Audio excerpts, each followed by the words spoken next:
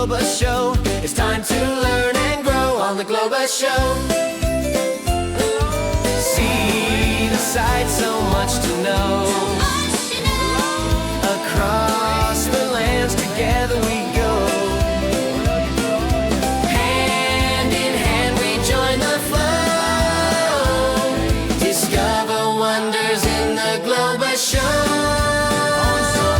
where every day's a brand new episode on the Globus Show. It's time to learn and grow on the Globus Show. Well, you saw him, and you can't hardly know. Come along, join the fun in a world where adventure is never done. Every corner we turn, a new friend in tow. It's time to start the magic on the Globus Show. It's time to learn and grow on the Globus Show. See the sights, so much to know. Cross to know. Across the lands together we go. Hand in hand we join the flow. Discover wonders in the Globus Show, where every day's a brand new episode on the Globus Show. It's time to learn and grow on the Globus Show.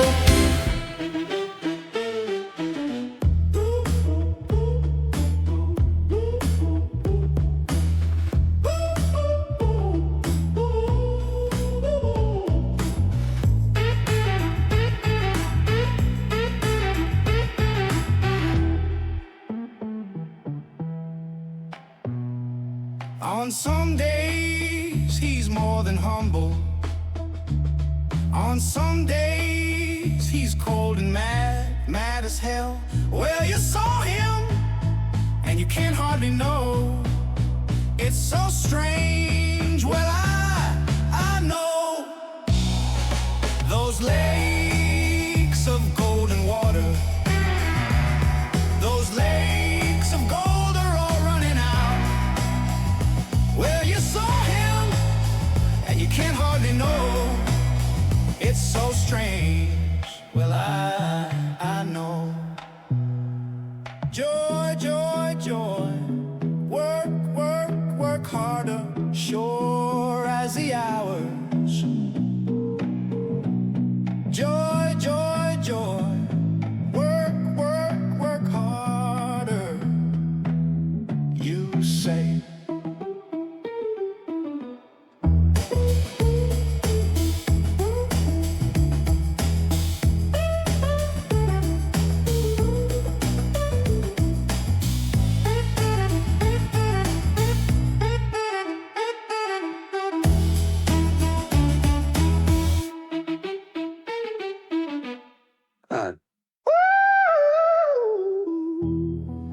Joy, joy, joy, work, work, work harder, sure as the hours. Joy, joy, joy, work, work, work harder, you say.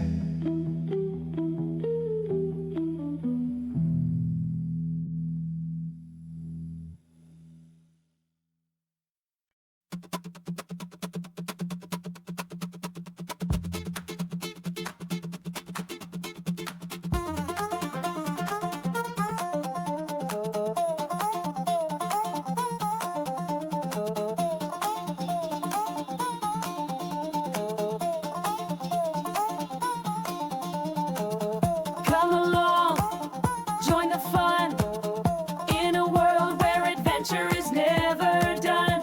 Every corner we turn, a new friend in tow. It's time to start the magic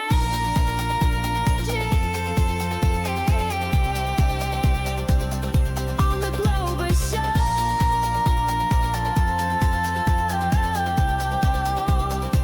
It's time to learn and grow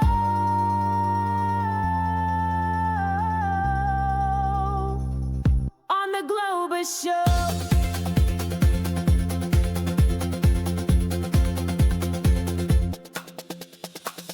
See the sights, so much to know. Across the lands, together we go. Hand in hand we join the flow. Discover wonders in the Globus Show.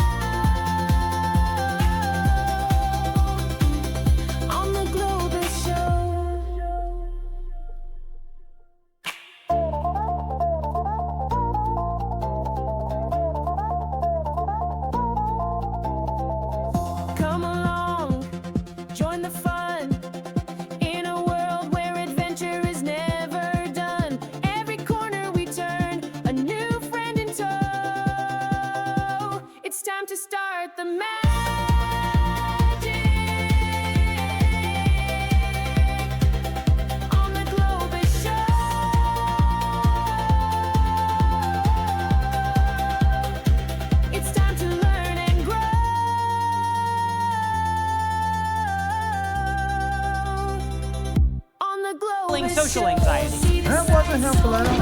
Just like a tech millionaire. Across the land, together we go. Hand in hand we join the flow. Discover wonders in the Globus Show. Where every day's a brand new episode. They didn't have a chance. Mean to robots and then robots killed them. It's time to learn and grow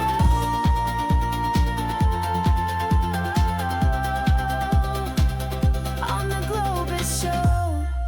I don't know, but it doesn't look good. That looks bad. Yeah, it's probably bad. Probably bad. Probably bad. What up, Twitch? What up, Larry? What up, Cosmic? What up, Aswarp? What up, Broral? What up, bots? What up, lurkers? What up, tiny people in my chatterino? It's your boy, Bob. We Otta Baby It's a Boy. And I am joined by the sleepiest of boys, who's on the big sleeping time. You mean like a weenie? Okay. May I take your hat, sir? May I take your hat, sir? May I... All right, I've heard enough. You've got the job. You do indeed got the job.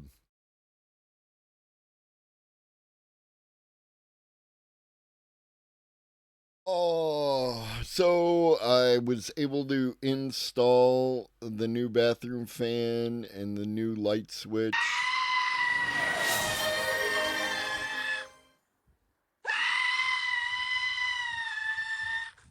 For no particular reason. And I installed the new hall light, and I installed the new hall light switch. So all that was done.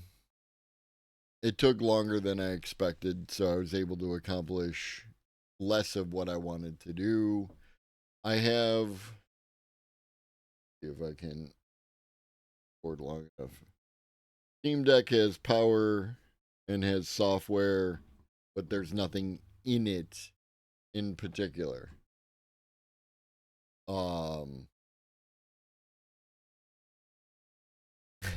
Thank you.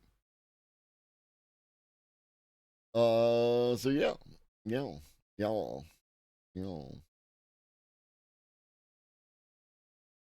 Yes, that will be the next step. Is to put stuff in it, but I ran out of time. I could be doing that now instead of streaming, but I figured y'all would want me to stream, and then, looks like I will be streaming. No!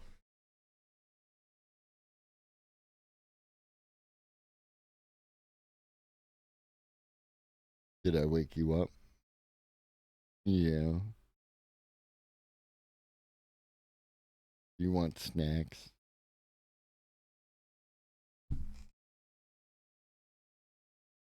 I will be streaming Monday and Tuesday.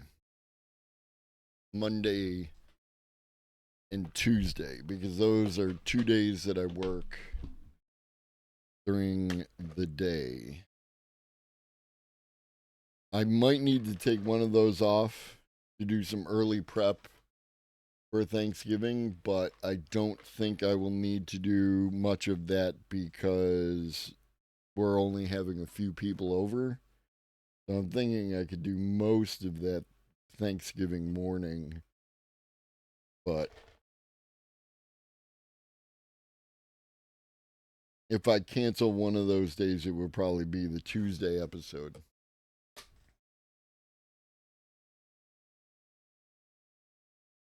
Stampy snack scene, Stampy snack scene. Stampy gets snacks and he has his own scene. Stampy has snacks scene.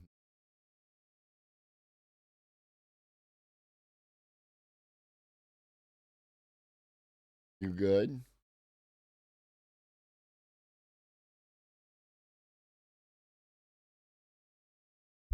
Also, I hate blown in insulation. What up, Paradigm? What up, Ribbons? blown in insulation. Of course you're cooking. You're always cooking. I would be surprised if you were not cooking.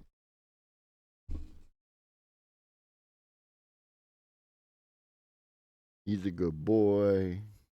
He's the best boy. Best boy in the world.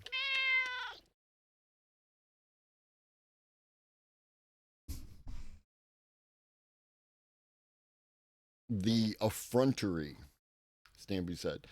All right, before we get into the thing, I heard somebody talking about Jesse Wells. Now, don't get me wrong in any way, shape, or form. I like Jesse Wells, right? Jesse Wells does a good job, but what up, Ben? They were talking about Jesse Wells like it was something new, right? So if you're not familiar with Jesse Wells, this is Jesse Wells.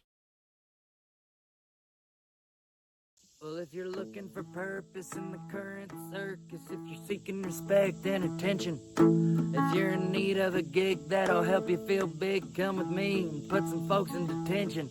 Just last week was kind of rough. I put a kid in cuffs and zip-tied a woman to a van.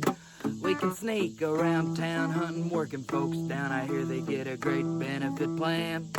Join ICE, boy, ain't it nice? Join ICE, take my advice. If you're lacking control and authority, come with me and hunt down minorities. Join. Okay. But I would present you with Country Joe McDonald.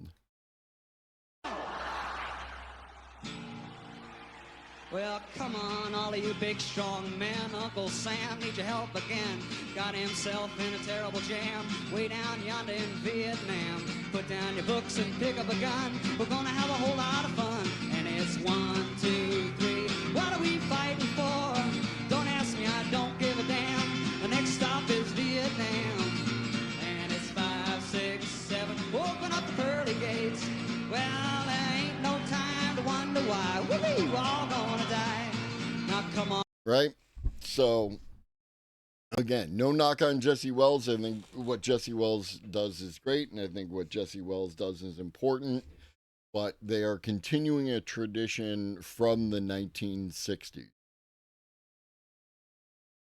And that was it. Just something I wanted to point out because it struck me the person talking about Jesse Wells seemed to have no idea that people like Country Joe McDonald existed. Now, horrors beyond human understanding. Mind-reading devices can read pre-conscious thought. Mind-reading devices can now predict pre-conscious thought, meaning they can figure out what you're going to do before you do it, should you be concerned. In case you're unfamiliar, a brain... Probably. Yeah, no, absolutely, Larry. I just don't think that people do the, like people talk about looking into the background of artists and seeing their process and everything else and understanding the history. And since we're talking about art and artifice today, I thought it relevant. Brain-computer interface is just anything that connects your brain to a computer. It can include some things that are non-invasive, like EEG caps, and those are pretty cool. It can also include chips that go directly in your brain. Those can span from a single electrode or hundreds or even thousands, and now we're seeing them being placed in multiple areas of the brain with pretty interesting effects, including some emergent behaviors. I was also pretty surprised to see something that looks like a shock title in Nature, which is the highest paper in the land. Basically, if you are in biology and you publish in Nature, your career is set. You're the best of the best. So this did surprise me, but we'll get into it. Brain-computer interfaces can do more than they ever have before in just a few years. People are walking and talking and even being able to experience touch when they've lost the ability to feel anything from the neck down. They can even feel it through somebody else's body. This is because... Yeah, sorry, Cosmic, you did miss the Stampy treat. Because we can give people virtual experiences. If we can control the electrical activity in the brain, It doesn't have to be one way, it can go both, but I do have some qualms with it, like the bionic eyes fiasco. I've got a chip on my shoulder for this one because a company called Second Sight gave people their vision back by implanting a chip in their brain and allowing visual information to go from their eye to their brain when their eyes didn't work. However, they went out of business in 2020 and people's eyes slowly became obsolete as the materials degraded. People just lost their sight. Even not doing firmware updates resulted in people losing their sight. Also, good luck finding a doctor. What up, T1? Have you tried always putting your keys back in the same place? Sometimes OCD beats ADHD. Just a thought. Willing to remove it. There's also been cases in which people have had their medical implants removed when they did not want them removed. They were compelled and threatened that the company would sue What up, A-Fan? them. Just not always great, but they have the potential to do a lot of good. As for preconscious thought, meet Nancy Smith. She was a musician who was in a car crash and ended up becoming paralyzed from the neck down, and she really wanted the ability to play music again. There's been roughly 90 people who got brain-computer interfaces just in the last 2 decades, and they are becoming much more refined. She's one of the only patients who've had multiple locations for the brain-computer interfaces. She really wanted to be able to compose, so researchers did their best to make that happen. One location was placed in You got me there, pal. the motor cortex, which is involved with obviously moving as well as planning to take an action, which is important if you're going to control things in real time. She also had one placed in the posterior parietal cortex, which is involved in things like planning, reaching, and moving. Now, them not really knowing what was going to happen sounds maybe irresponsible, but I'm not a neurosurgeon, and it seems to have a beneficial result for her. She could play music again, but weirder, she can now play music again before she plays it.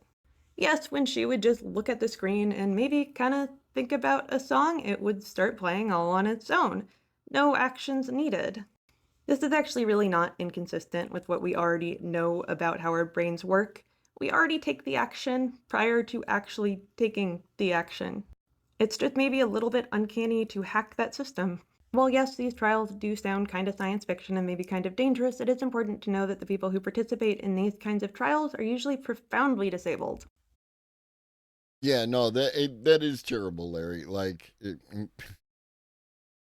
I wonder if there's a problem, a socioeconomic condition that we all exist under, which exacerbates that condition you're talking about right there, Larry. Meaning this has the possibility of really improving their lives, and yes, they are dangerous. There's no getting around that. So should you be worried that mind-reading devices can now predict your preconscious thoughts? No, not at all. This is nowhere near being a consumer product. Follow for more. Not long ago, Google was... So yeah, no panicking yet. Up next, new Fireship. Not long ago, Google was viewed as the biggest loser of the AI era. You might remember Bard, Google's first... A little closer, buddy. A little close. Do not edge too close. ChatGPT competitor released in February of 2023. During the live stream announcement, Bard immediately hallucinated and crashed Google's stock by 9%. And all the experts told us Google was collapsing under its own bureaucratic weight. And yet somehow this week, they may have just pulled off the biggest Mongolian reversal in history with the release of Gemini 3. Unlike the Bard disaster, the Gemini 3 release pumped Google's stock by 6% to an all-time high, and they became the overwhelming favorite to have the best AI model by the end of the year. In today's video, we'll find out if Gemini 3 gets us closer to the singularity, or if Bard just got its hands on some of Brian Johnson's magic mushrooms. It is November 21st, 2025, and you're watching the Code Report. But back in my day, all the gifted kids would get their wiggles out. Edging can be fun. It's not my thing, of course, but edging can be fun if you're into that. But if you meme too close to the sun, then I have to ban you. Right? Like, and I would hate for Fireship to edge so close to the sun that I had to ban them. It would suck.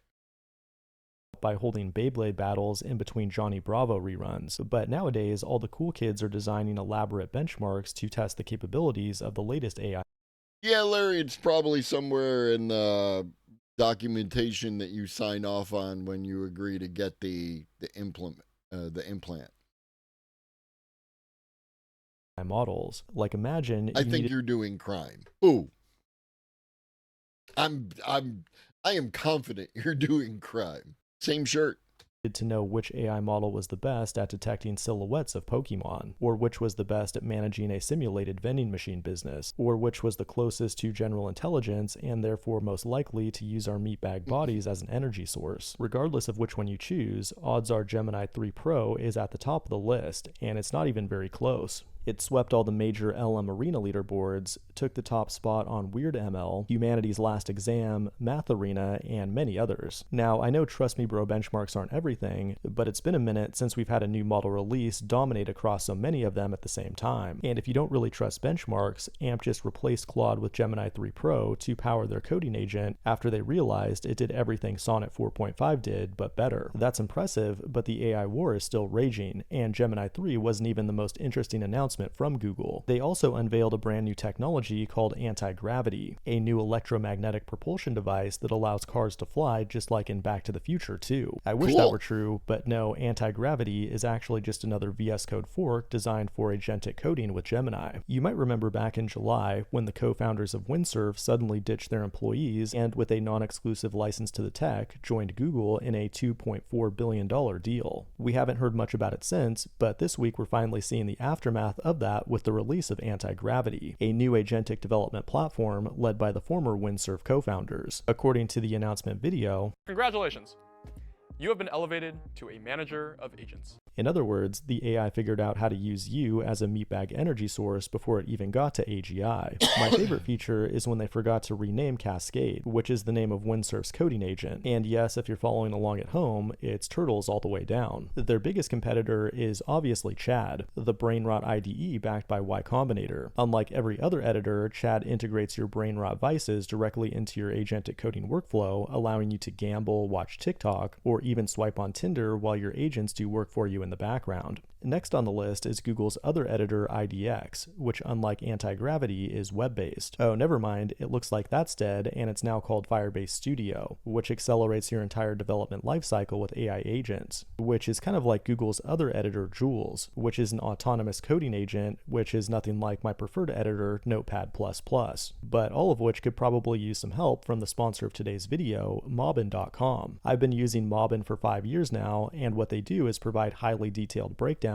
of every screen in thousands of popular applications. You can analyze specific UI elements or entire user journeys for things like onboarding and checkout. This is actually kind of cool.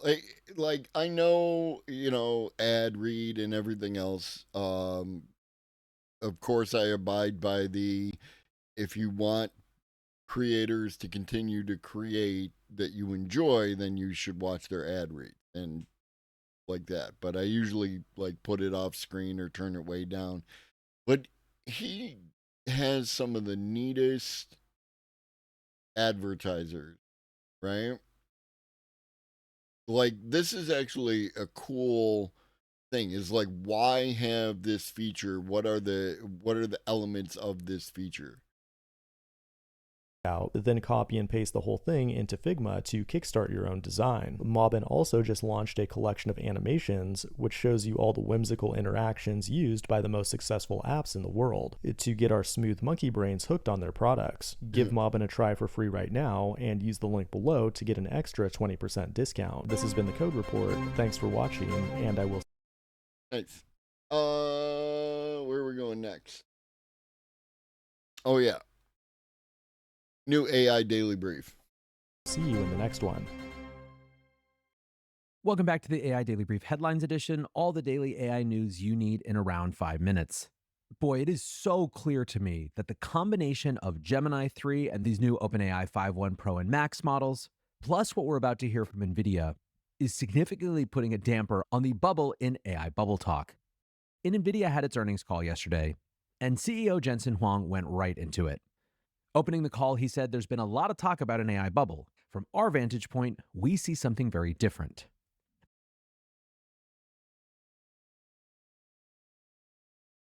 So a friend of mine who's in our friend group chat uses my BJ's account to go shopping. And BJ's did a thing where if you spent $150, you got a free turkey. But you didn't have to pick it up right away. It was a coupon, right?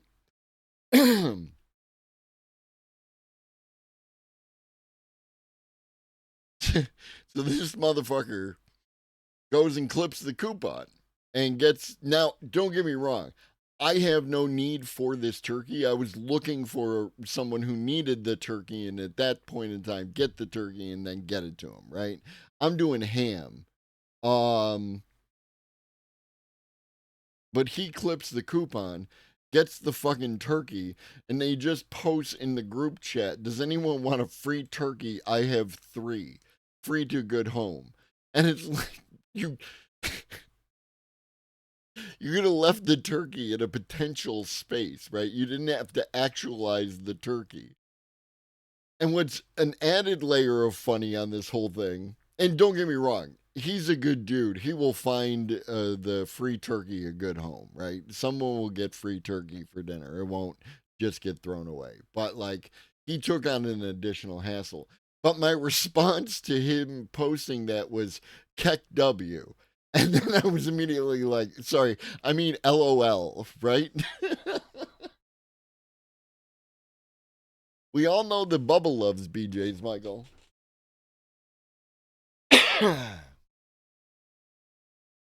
Yeah, no, and like, that's why I didn't actualize the turkey. I was waiting to actualize the turkey until I had someone else who could take it on.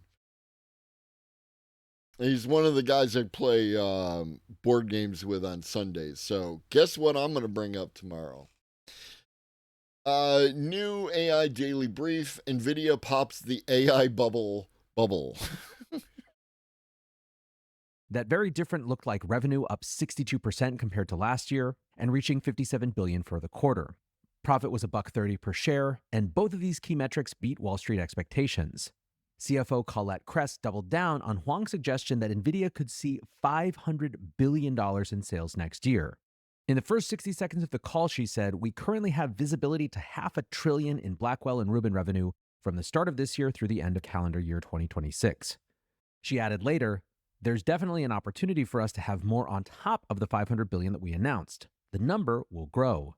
Now, beyond the extremely strong numbers, Huang reinforced how central NVIDIA is to every element of the AI stack. He said, "We excel at every phase of AI from pre-training to post-training to inference."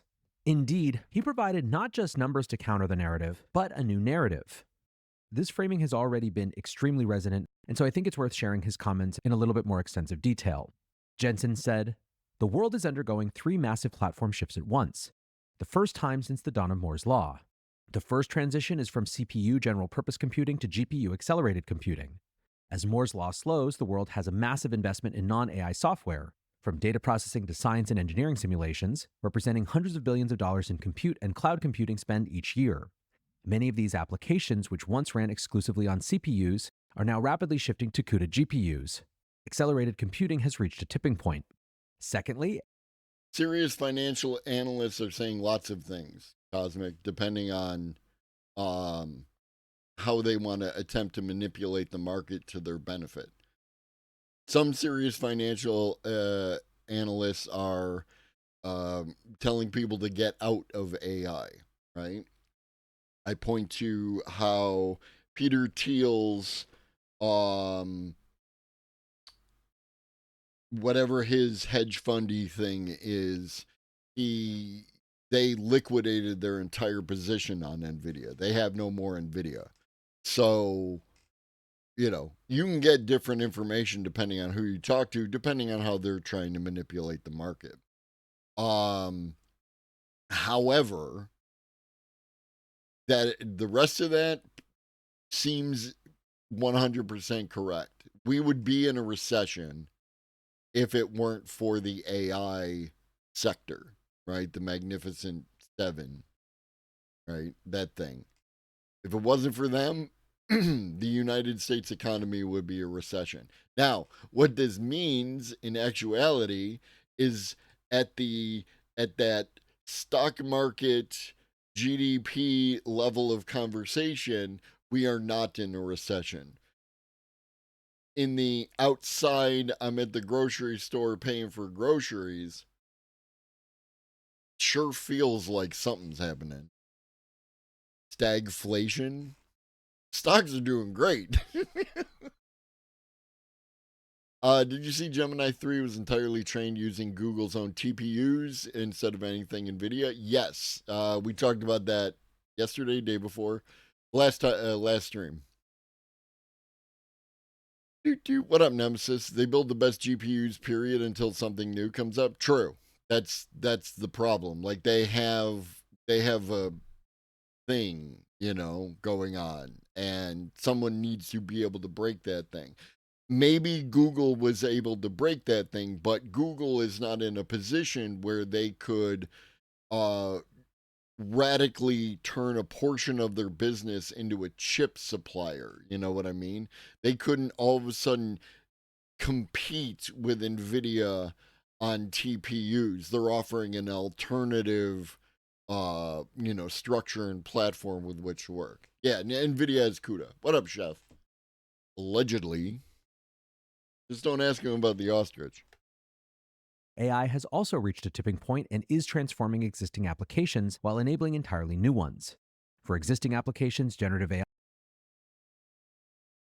Real quick, I mentioned that during the election, I drank 3 amps, and that was like 350% of the sugar that I should drink in a day, and that's a lot.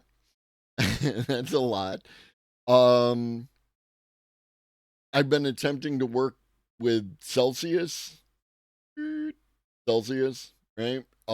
Most of them are ass, so they probably won't be sponsoring me. There is a retro vibe one, which is decent. But this one, the raspberry lemonade, it doesn't have carbonation in it, and it tastes significantly better than the other one. So if you are looking for an alternative energy drink that doesn't have sugar in it, I would recommend giving Celsius Blue Raz Lemonade a try. Also, I enjoy Cayman Jack margaritas in the can. And then I have water, because that's the kind of day I'm having. They have CUDA and PyTorch, and AMD still lacks a window integration. I know Linux is technically better anyway, but many non-programmers want their Windows, so true. Their chips have a 3 to 5 year lifespan, so they have to be working on replacing the 2029 chips already. Do they die, or are they just no longer able to keep up? I'm actually not, I'm not 100% clear on what happens to the chips post their lifespan in a data center. That'd be an interesting rabbit hole to go down someday. There is a new Linux game optimized. Catchy Linux, or Cache Linux should work well with AI for obvious reasons. If you could structure a Linux distro that was like Windows, right? I think you could get more people to adopt Linux, right? But you can't ask the people to do anything. They need to push button get update, right? Like you can't ask them to, tinker with anything, or like that's hobbyist shit, and it's just not going to get widespread adoption, right? Your average person is not working on their Chevy 350 big block out in the fucking driveway. Your average person just wants to stick the fucking key in, turn it on, and it goes. When it doesn't work, they call fucking AAA. You know what I mean? Chamomile, no. Yeah, there's some Monster Rehab flavors that aren't carbonated and some taste pretty good. There you go. What up, Leftist Corp? Of course, we open the stream and boom, fucking light mode. We've been operating for fucking 35 minutes now, sir. Just because you show up late does not mean I haven't been working, sir. AI is replacing classic machine learning in search ranking, recommender systems, ad targeting, click-through prediction, and content moderation, which are the very foundations of hyperscale infrastructure. Now, but this is the only flashbang video that I'm aware of, anyway. Now, he said, a new wave is rising. AI systems capable of reasoning, planning, and using tools. From coding assistants like Cursor and Claude Code, to radiology tools like iDoc, legal assistants like Harvey, and AI chauffeurs like Tesla FSD and Waymo. These systems mark the next frontier of computing. So there are three massive platform shifts. The transition to accelerated computing is foundational and necessary. The transition to generative AI is transformational and necessary, supercharging existing applications and business models. And the transition to agentic and physical AI will be revolutionary, giving rise to... I'm not, I don't know about locked being the thing. I think actually locked is the bad way to go. Because I think you might be able to peel off people who might take a small interest in making small modifications to what they do, in the same way that I use OBS, right? I make small modifications, I do little things, I know it's capable of a lot more, but that's not what I'm interested in. I'm talking about, you got to look at what Windows does as far as how it makes everything work within it and how it is distributed to people and like that. And you have to make a Linux distro that's like that, right? And maybe it's antithetical and it's not something that anybody is going to want to do. But if you want people to adopt Linux, they need push button get bacon. That's the only way it's going to work. Your average person just doesn't want to do that shit. The moment your OS requires the user to open a terminal, you lost 90% of folks. You lost 99% of folks. Right, Leftist Corp, 99.9. New applications, companies, products, and services. And to bring it back to NVIDIA, he pointed out simply, Blackwell sales are off the charts and cloud GPUs are sold out. Compute demand keeps accelerating and compounding across training and inference, each growing exponentially. We've entered the virtuous cycle of AI. The AI ecosystem is scaling fast, with more new foundation models, more AI startups across more industries and in more countries. AI is going everywhere, doing everything all at once. It sounds like fusion being 30 years away, Larry. Once. Now, keep in mind, these record revenues came with zero sales into China, and NVIDIA is currently forecasting what up, Nero? Zero sales in perpetuity. NVIDIA also responded directly to Michael Burry's short thesis regarding the rapid depreciation of chips, noting that A100s from 6 years ago are still in operation at 100% utilization rates. Ultimately, markets liked what they heard. Brian Mulberry of Zacks Investment Management said, markets are reacting very positively to the news that there is no slack in AI momentum. And indeed, NVIDIA stock was up 4% in overnight trading, and the beaten down neoclouds, Nebius Group, and CoreWeave were up 10% and 8% respectively. Vital Knowledge wrote that the report, quote, should quiet the skeptics and help clear the path for a year-end rally. There are certainly pockets of the AI space where valuations needed to take a breather, but NVIDIA is not in that camp. What up, X1011? Next up, staying on the chip theme, but moving a little bit geopolitical, the U.S. has agreed to supply advanced... Command line computing will never be dead. Never be dead. Never be dead. At some point, there will always be a small group of people with the aesthetic to want to do command line computing, right? Whether it's better, that none of that is relevant. They feel a sense of control and a sense of knowledge, and for some of them, a sense of superiority. What up, Ivan? In their ability to, like, you know, command line it. Star Trek. Star Trek has command line in it. Let's be real. AI chips into the Middle East. According to Bloomberg sources, the administration has approved the sale of 35,000 chips to UAE firm G42 and Saudi-owned Humane. The chips form part of broader bilateral deals that include prohibitions on diverting hardware to China. The news comes, of course, as Saudi officials arrive in Washington for an investment forum. President Trump has said that $270 billion worth of deals are being signed between dozens of private companies. And while those deals do span multiple sectors, AI was, of course, one of the key cornerstones. Among the deals was a partnership between xAI and Humane to develop a 500-megawatt data center in Saudi Arabia using NVIDIA chips. On stage with Jensen Huang, Elon Musk stumbled over the size of the announcement, quipping, "The 500 gigawatt one will have to wait, as that'll be $8 bazillion." Now, we're expected to get a lot more on AI from the White House in the days to come. President Trump apparently plans to roll out a new AI initiative known as the Genesis Mission as part of an executive order to be announced on Monday. Speaking at a conference in Tennessee on Wednesday, Department of Energy Chief of Staff Carl Coe said the administration views the AI race as being just as important as the There it is, Larry. Government-backed AI development loans.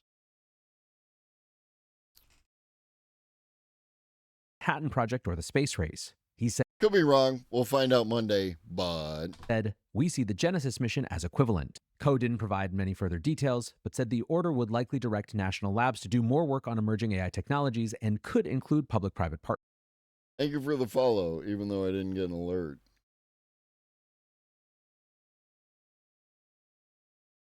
Everything is updated, so this is on you, Twitch.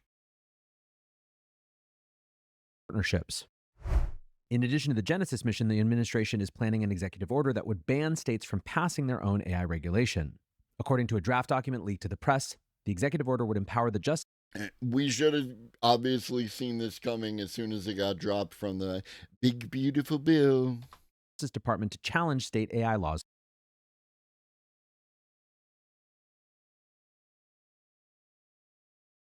The big, beautiful bill. So big, so beautiful, so Bill. In court. Government lawyers would be instructed to argue that state laws are unconstitutional on the basis that they restrict interstate commerce.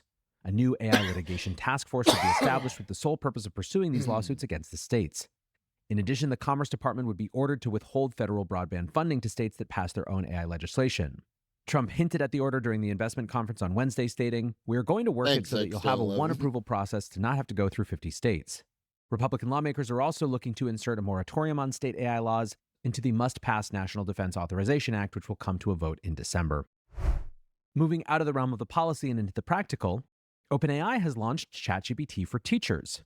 The new version of the ChatGPT UX features a secure workspace for teachers to create classroom materials. Oh, don't expect consistency, Ivan. That's not how it's done. And optimize their prep time. It also includes account management for school and district leaders to ensure compliance with privacy regulations. OpenAI is using the service to demonstrate how the features they've added this year can be utilized by teachers. They highlight the use of memory to ensure ChatGPT remembers curriculum details and preferred formatting for lesson plans. Teachers will also... Oh, Ivan, as a fellow NOS enjoyer, if you want an alternative that's sugar-free, Celsius Blue Raspberry Lemonade is pretty damn good.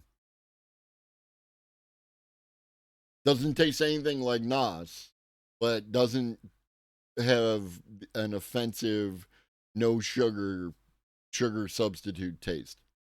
will be able to make use of new ChatGPT integrations like Canva and Microsoft 365 to create presentations and documents natively in ChatGPT. OpenAI is also providing a prompt library designed to get teachers off to a fast start. The service will be provided for free to all verified U.S. teachers K-12 until the summer of 2027, including unlimited use of GPT-5.1. 200 milligrams. No high fructose corn syrup, no aspartame, no artificial colors. Use like green tea, etc., etc. A lot of vitamin B's, chromium, because everything is a fucking chromium fork these days, and like that. 200. 200 is like 2 cups of coffee. Lastly today, AI music startup Suno has officially raised another $250 million at a $2.45 billion valuation. Good for that. The round was led by Menlo Ventures, with participation from Hollywood Media, Lightspeed, Matrix, and NVIDIA. Now, interestingly, the large record labels weren't included in this announcement and don't appear to be on Suno's cap table as of yet. Universal, Warner, and Sony filed a copyright infringement lawsuit against Suno and Udio in June of last year. And you might remember that Warner... Well, the reason I recommend this is because it's not carbonated, and so you could split this and it wouldn't lose its fizz, right? You could put this can in the fridge and drink it tomorrow, kind of thing. Where something like NOS, once it loses its carbonation, it takes on a different flavor. A new day 7. What up? AI can't be stopped anymore. Live unplugged is the way to beat it. That, no. I think no. However, it could do something for you, at least in theory. If you want to live unplugged, I'm not here to tell you that you shouldn't, right? You do you. Yes, Cosmic. But I'm going to assume that the chromium in Celsius is probably not toxic, considering that they tell people that it's in there and someone would have sued them by now. And Udio finalized their settlement on Wednesday, with the companies partnering on an AI remixing platform to be released next year. Earlier reports suggested Suno was also moving towards a settlement with the record labels, looking for an equity stake as part of the deal. Instead, it appears that Suno will continue to fight the lawsuit on the basis that music generated live performances?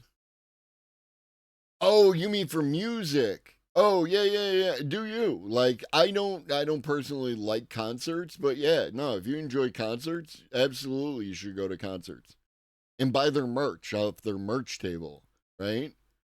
AI at this point in time can't do live, true. But have you seen these people who code music live? This is so neat.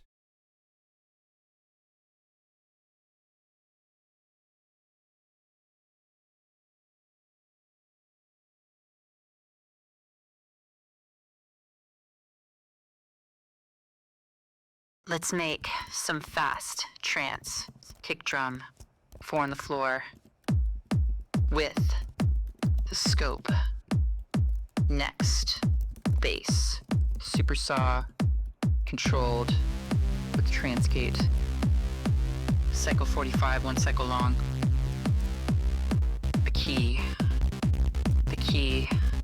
it needs to be G minor. Let's drop 1 octave, 2 octaves. Next, filter, controlled with a slider. An envelope of 2. Next, let's make a lead sound from our cloned bass. Instead of subtracting 2, and like that's just so cool. So, and here, if y'all want to check that out, and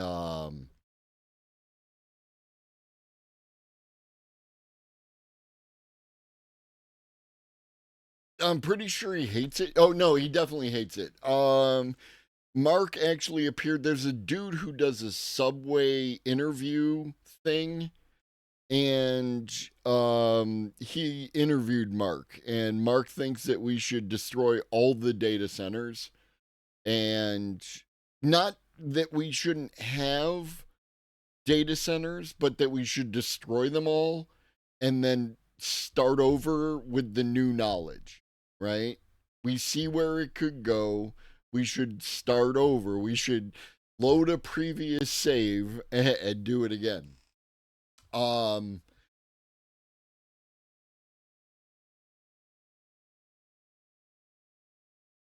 by their models doesn't use samples and therefore doesn't infringe on copyright. Menlo's Didi Das writes, Suno is so much more than a neat tool to generate music. Students use Suno to remember schoolwork, indie movie makers use it for soundtracks, parents customize birthday songs for their kids, and Suno songs even made top music charts. Now, in addition to the raise, Suno also disclosed that they'd reached $200 million in revenue. That puts them in the same echelon as Lovable and Replit as some of the fastest growing startups in AI. I did a whole episode about why Suno tells such an important story for AI. In short, the vast majority of that revenue is not spend that was previously going to working musicians heading over to Suno. although certainly with certain types of behavior that's part of it. Still, the vast majority is just individual consumer use because people love it. It is net new revenue for a net new behavior. Michael Mignano of Lightspeed writes, I see a lot of people on this website surprised by Suno's success. It's actually very simple. Everyone loves music, but only a few could make music. Now everyone can make music. I don't, like, he can pop off, right? Like, people can have a hot take. It's fine. You know? I don't get, I like Mark's music. Mark has views about AI. Didn't Mark open for Google I.O. last year? Yes. Because people got to eat, Reed. People got to get paid. And I think he might be right. In any case, that is going to do it for today's headlines. Next up, the main episode. All right. This is something called a show about, what up, Noah? What up, old lobster?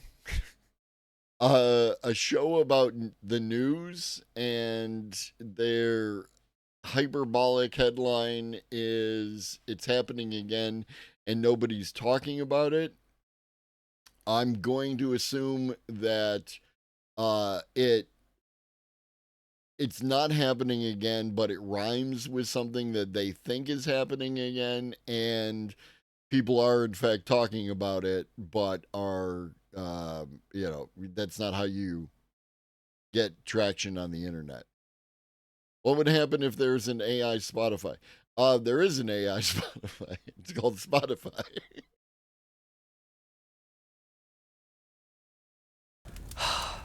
This is fine. The entire AI industry is a bubble primed to burst. Hundreds of billions of dollars put into data centers, but very, very little revenue. 5 major companies are... I mean, I would say that Adam Conover, Ed Zitron, and Hasanabi are 3 people who are in fact talking about it. The entirety of the stock market at this point. It seems like bubble mechanics to me. And Hank? No, really. This is fine. Everybody's telling you that we're in an AI bubble right now, but despite what the mainstream media would tell you, the data shows that we're not yet. We're also... Okay. Hold up. also going to talk about circular financing, which is the corporate term for circle jerk. And the real reason why OpenAI is now allowing erotica on their websites. That's boomer for porn. And that'll all help us understand the real thing that's happening all over again, but that nobody is talking about. Look, this is the US economy's growth over the last year without AI, and this is our stock market growth without AI. Oh, they're going to talk about this. We touched on this a little bit earlier. Do your thing. AI.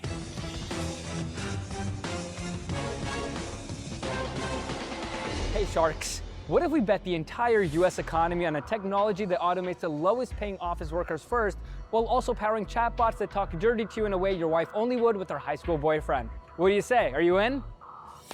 This is revolutionary. Fuck it. Dude, take all my money.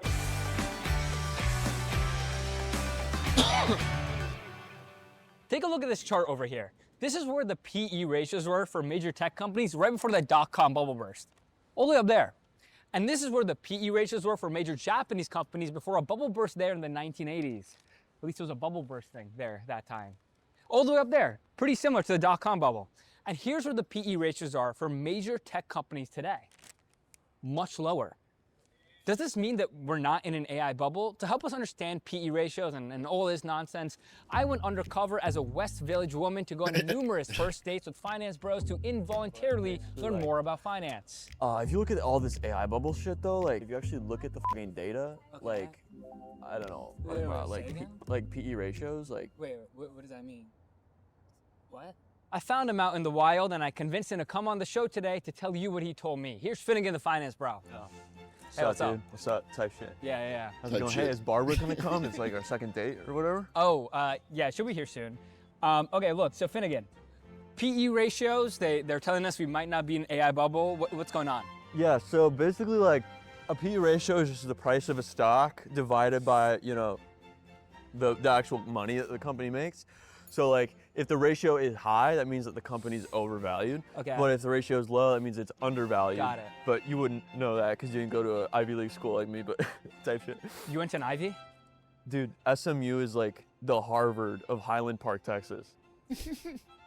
Right. But yeah, like PE ratios can be high because a lot of people think that the company's gonna just keep growing more. You know what I'm talking about? Yeah. Like a grower, not a shower type shit. Yeah. Like my cock. Sometimes, dude, like a high PE ratio just means that that everybody thinks that the stock's just gonna keep going up. You know what I'm saying? That's what happened with the dot-com bubble. But right now, PE ratios are low because the companies are actually making the money, and they're not overvalued. Cool. Okay, Type shit. that's super interesting. That makes a lot of sense. Thanks so much for hanging out. Dude, type shit. Have fun. Yeah, that was. Also, where's Barbara though? It was our second date. Here's the thing, man. I'm Barbara. Barbara. No. Okay. You're done. You're done. It's you're good. You're good. Dude, you're what good. the You're fuck? good. You're good. All right, I'm calling my chopper, bro. This is What? fucking bullshit, dude.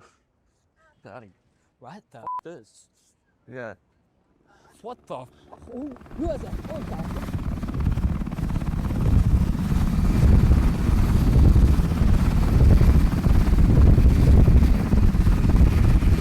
Now, there was one more thing that Finnegan kept talking about on our date that he wanted to do What up, Arrow? to me. I looked it up, and this means...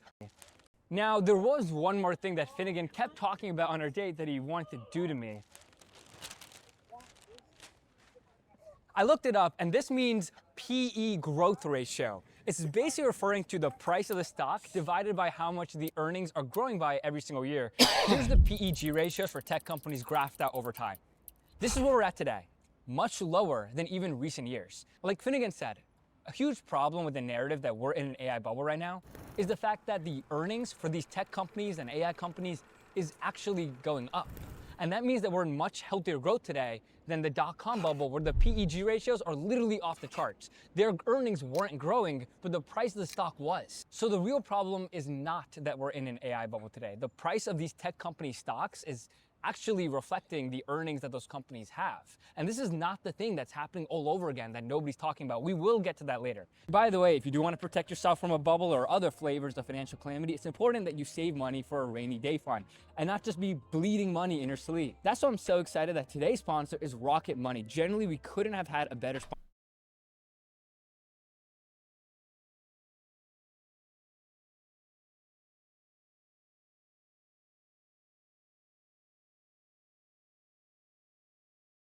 Money. They've helped people. I'm not just saying this because they're a sponsor, is the fact that they'll automatically scan internet to cable. Who likes talking to customer service? Bro, who doesn't? So scan this QR code. Do it. Do it. Back to the video.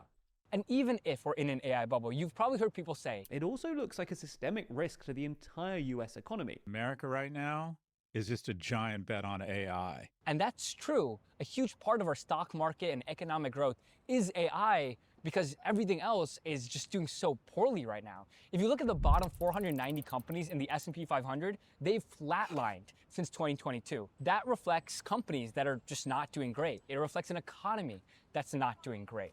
And if you look at the economy, about half of US states are either at risk of recession or in recession already.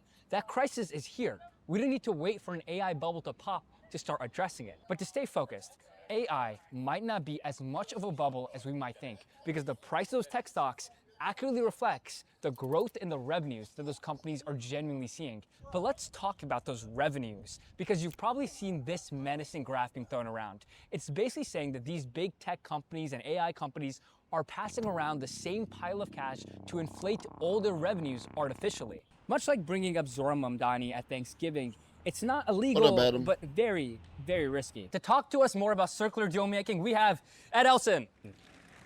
Yes, Cosmic. AI is propping up the economy. Hey, Ed, good to see you. AI is propping up the stock market and the GDP. So if that's what you define as the economy, then yes. Good to see you. Did you ever think you'd be here on the street talking about AI? I dream of this every day. You do? Yep. Wow, you should talk to a therapist about that. What is circular deal making? How can deal making be circular? What does that even mean? This is a strategy that a lot of these companies are using where they basically decide that my revenue is your revenue, is my revenue is your revenue. So for example, Oracle announces this partnership with OpenAI, where OpenAI says, yeah, we're gonna buy $60 billion worth of compute from you. Oracle stock goes up 25% because everyone says, wow, okay, Oracle has the revenue now. The trouble is, does OpenAI actually have the money to pay Oracle? Do they have the cash on hand to fulfill these contracts if the hype in the stock market goes down and that doesn't pay for the contract anymore? No, and this is the big concern with the bubble, and this is exactly what happened with the dot-com boom. You look at OpenAI right now, which has, I think, around $20 billion in cash on hand. Yeah. They've said they're gonna spend $1 trillion. So then you think, okay, where is the money gonna come from? We did the math, and turns out that $1.4 trillion that OpenAI owes its customers could be up to 50% of Oracle's revenue, 20% NVIDIA's revenue, and a third of AMD's revenue for the next 10 years. Where the fuck are they gonna get that money from? Glad you asked. Well, one OpenAI investor asked Sam Altman straight up, and his answer was very reassuring. How can the company with 13 billion in revenues make 1.4 trillion of spend commitments? Brad, if you want to sell your shares, I'll find you a buyer.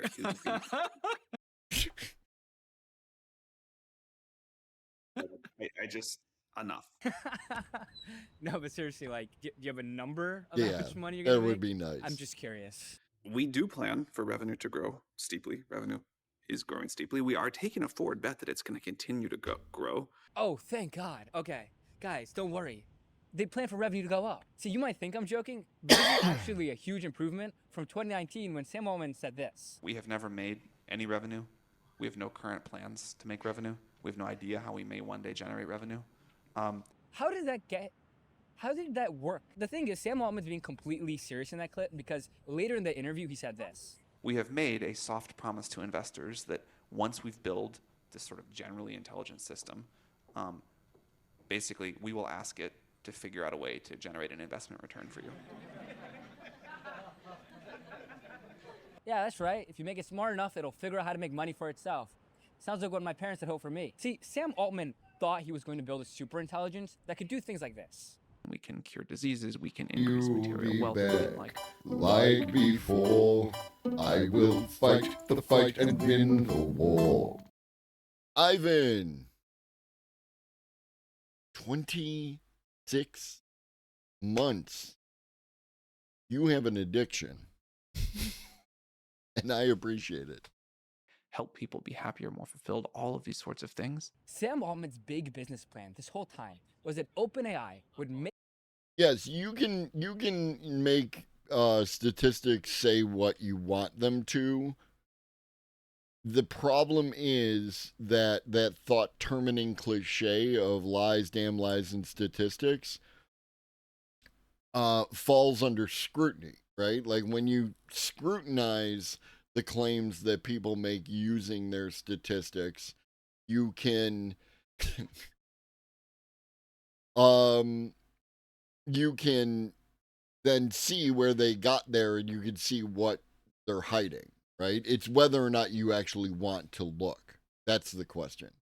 Make an AI that is so good that it would help doctors come up with new, innovative ways to solve things like cancer, to help business leaders solve some of their most pressing Why are you problems. so quiet, That's bro? why when ChatGPT first took off, the first way OpenAI tried to make money was by selling subscriptions to businesses and their power users. And at first, the businesses were excited, but then the feedback started coming in on using it. A McKinsey study found that 8 in 10 companies using AI saw no impact on their bottom line. And then a separate MIT study found that 95% of organizations are getting zero return from their investment in Gen AI. And then a third separate Gartner survey found that 88% of HR leaders are reporting that their organizations have not realized significant business value from AI tools. Dude, HR leaders who still believe in Pizza Fridays got more value from that than from AI. Don't fly away. See, at some point this year, Sam Altman woke up and realized they didn't build the AI they were supposed to. They didn't build artificial intelligence. They built artificial imitation. We're not doing training by evolution we're doing training by basically imitation of humans and the data that they've put on the internet. To help doctors cure diseases or help solve business leaders' big to small problems, you need something that can come up with new ideas, something that can imagine things that haven't ever existed before, the way human intelligence can. But today's AI can't do that. ChatGPT is glorified autocomplete. Could they still build actual artificial intelligence? Maybe, I have no idea. ChatGPT is not glorified autocomplete, and people should stop saying it like that. It's a probability engine that's not the same as autocomplete. I'm not an expert on this, and the more research I do, the more it seems that no one seems to know. But what we do know is that a $1.4 trillion bill is coming up. A bill that was supposed to be paid for by selling subscriptions to business. No, the contracts will be negotiated, they're renegotiated prior to the bill coming due.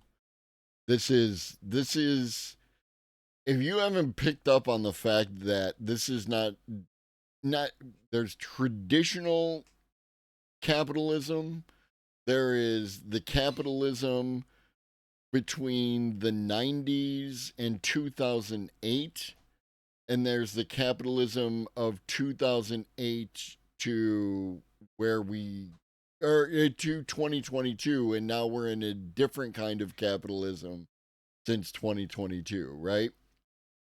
Basically what we're looking at is a kind of fluid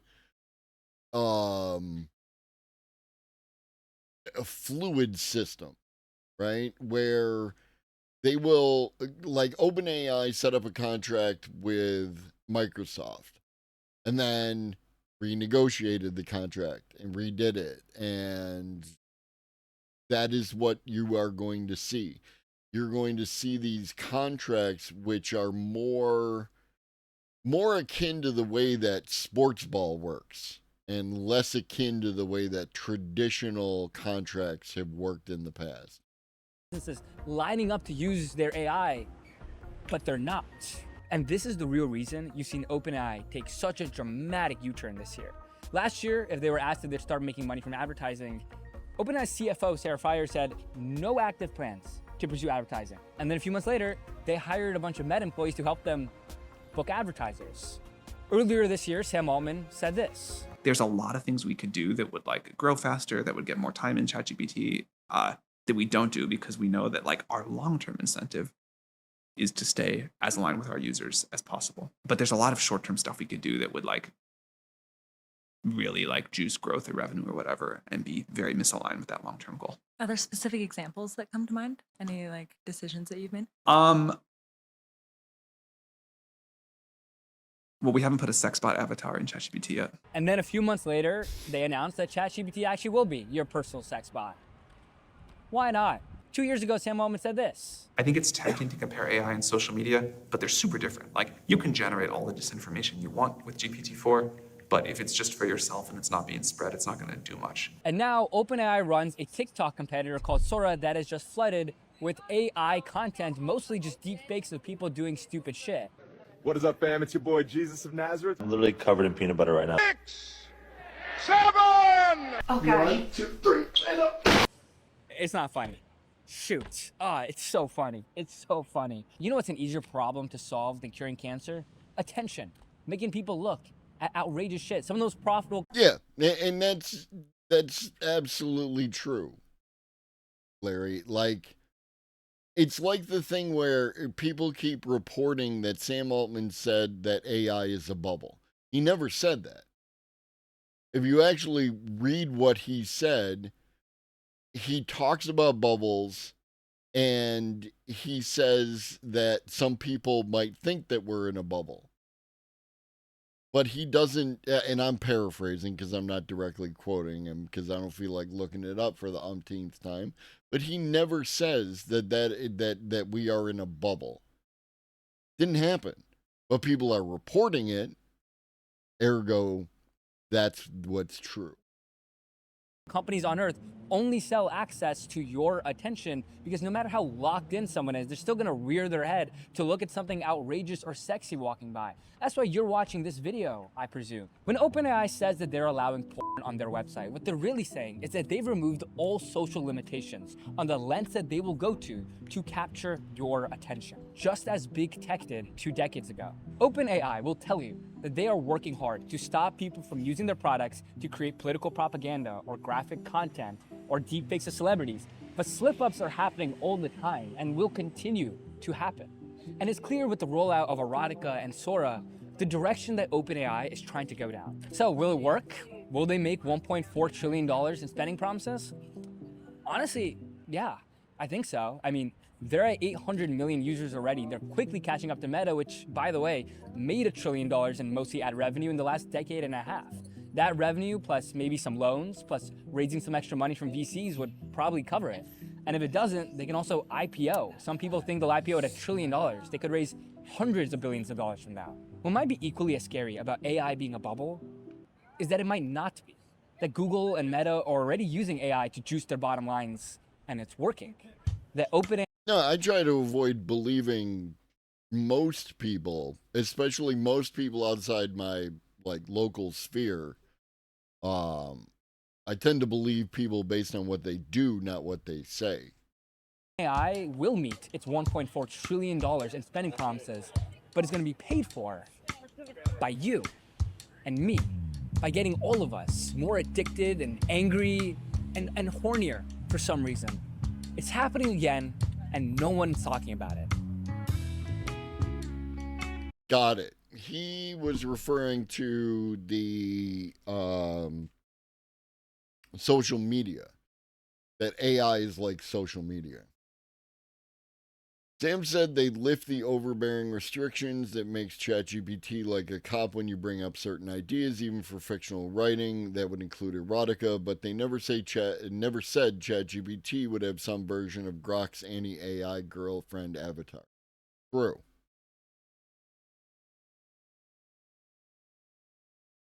Another, yeah, Cosmic, because that's how business gets done. And the thing that people forget is that Donnie is real easy to manipulate. Real easy.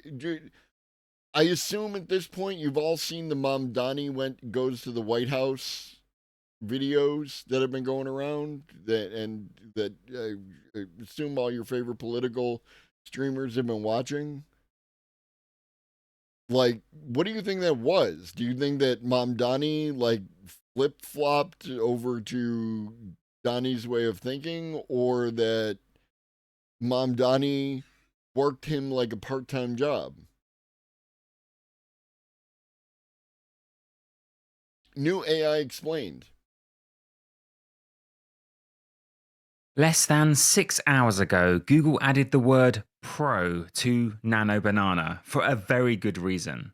I happen to think Nano Banana Pro, their new text-to-image model, will come to be seen as the first image model that will be used regularly by professionals as well as enthusiasts. I don't cover image gen models often on this channel, but I was actually shocked by the quality, and yes, I use that word advisedly as well as very rarely. Anyway, in this video I will try to show you why, with 10 insights you might not have gotten just from scrolling through cool examples on Insta or X or wherever. Starting quite frankly with this one, because damn son, that is amazing. All I asked of Nano Banana Pro was give me Rake's Progress by William Hogarth, but set in 2025. The Rake's Progress are a set of 18th century paintings, copies of which I had by my bed as a child. They chart the rise and fall of the eponymous Rake, the wayward young man. But just in case you can't see the image clearly, look at a few of these panels. This guy gets rich, just like in the original set of paintings. Here, presumably via Dogecoin, but look at the Monster energy drinks, the fact that he used to work for Deliveroo. He used to get...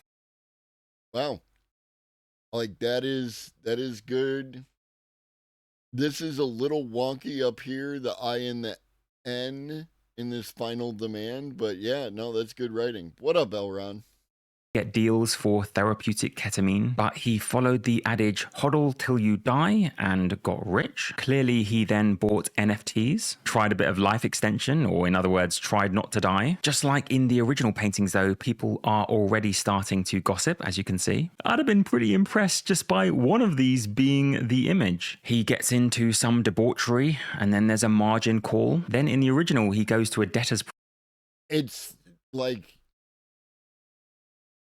some people are going to look at it, Michael, as a, another AI threat to the human condition. Some people are going to look at it as,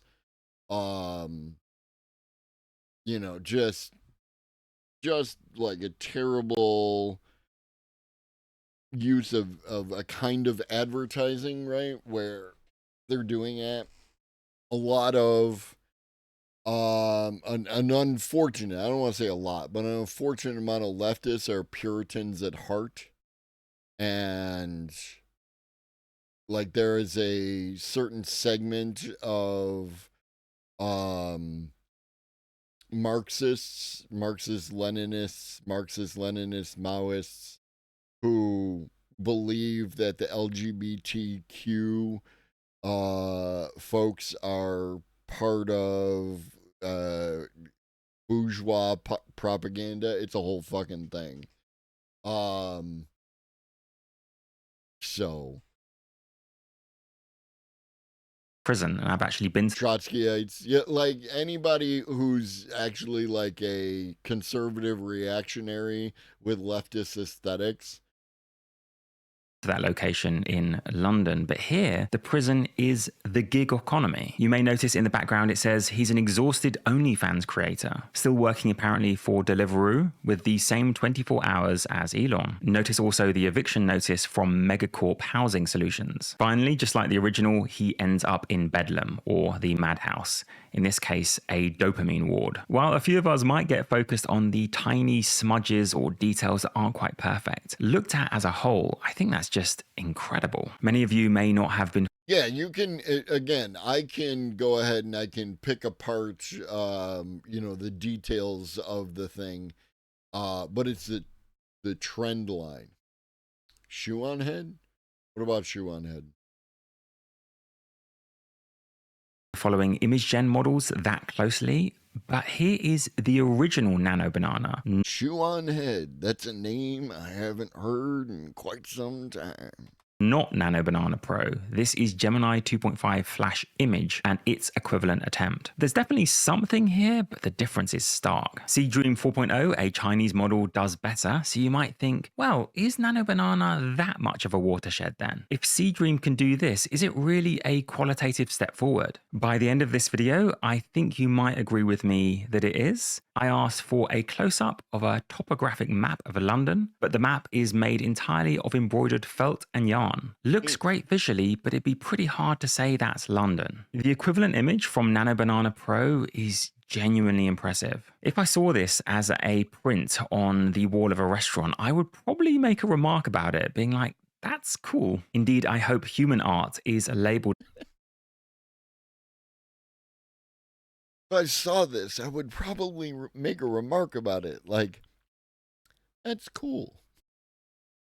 As such sooner rather than later, so I can appreciate human effort even more. Now for the second detail you might have missed, which is that Nano Banana Pro utilized live search to generate its images. The score you can see cast onto the shard was the real result on the right date. One tiny quibble, which I will come back to, is the fact that the London in the background isn't quite perfect. But for now, that's just a quibble. Fair's fair to Seedream, it doesn't have such grounding with search, so inevitably hallucinates. Only because I had early access to Nano Banana can I assure you that the best examples are yet to come. Take a third feature you might easily miss, which is double exposure. I took these three characters, Goku, SpongeBob, and Squirtle, and asked for a professional IMAX double exposure action movie poster using these three characters. The result? Well, speaks for itself. It's not just that it did a nice double exposure with one world captured inside of another, it also took the original characters and had them engaging with each other in an intelligent way. Goku doing one of his attacks and SpongeBob fighting back, Squirtle of course enjoying his water theme. I used the exact same prompt and input for Seedream 4, which I honestly regarded as the best image gen model up until this morning, and this was the result. Here, by the way, was the result from the original Nano Banana. Trying to add a dash of balance, I would note that the price for Gemini 3 Pro Image Preview, which is the official name, is much higher than that of Nano Banana. The highest resolution, it's maybe 7 or 8 times more expensive, even though for the normal resolution, you're talking 3 or 4 times more expensive. It also takes longer to generate, but you might have guessed that. While we are on price though, I do have to note that the comparable model from OpenAI at high resolution.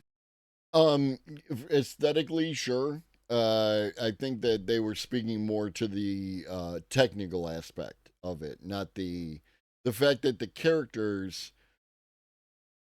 you know, like a lot of AI mashups end up looking like fucking shit posts, right? Cheap Photoshop mashups kind of thing.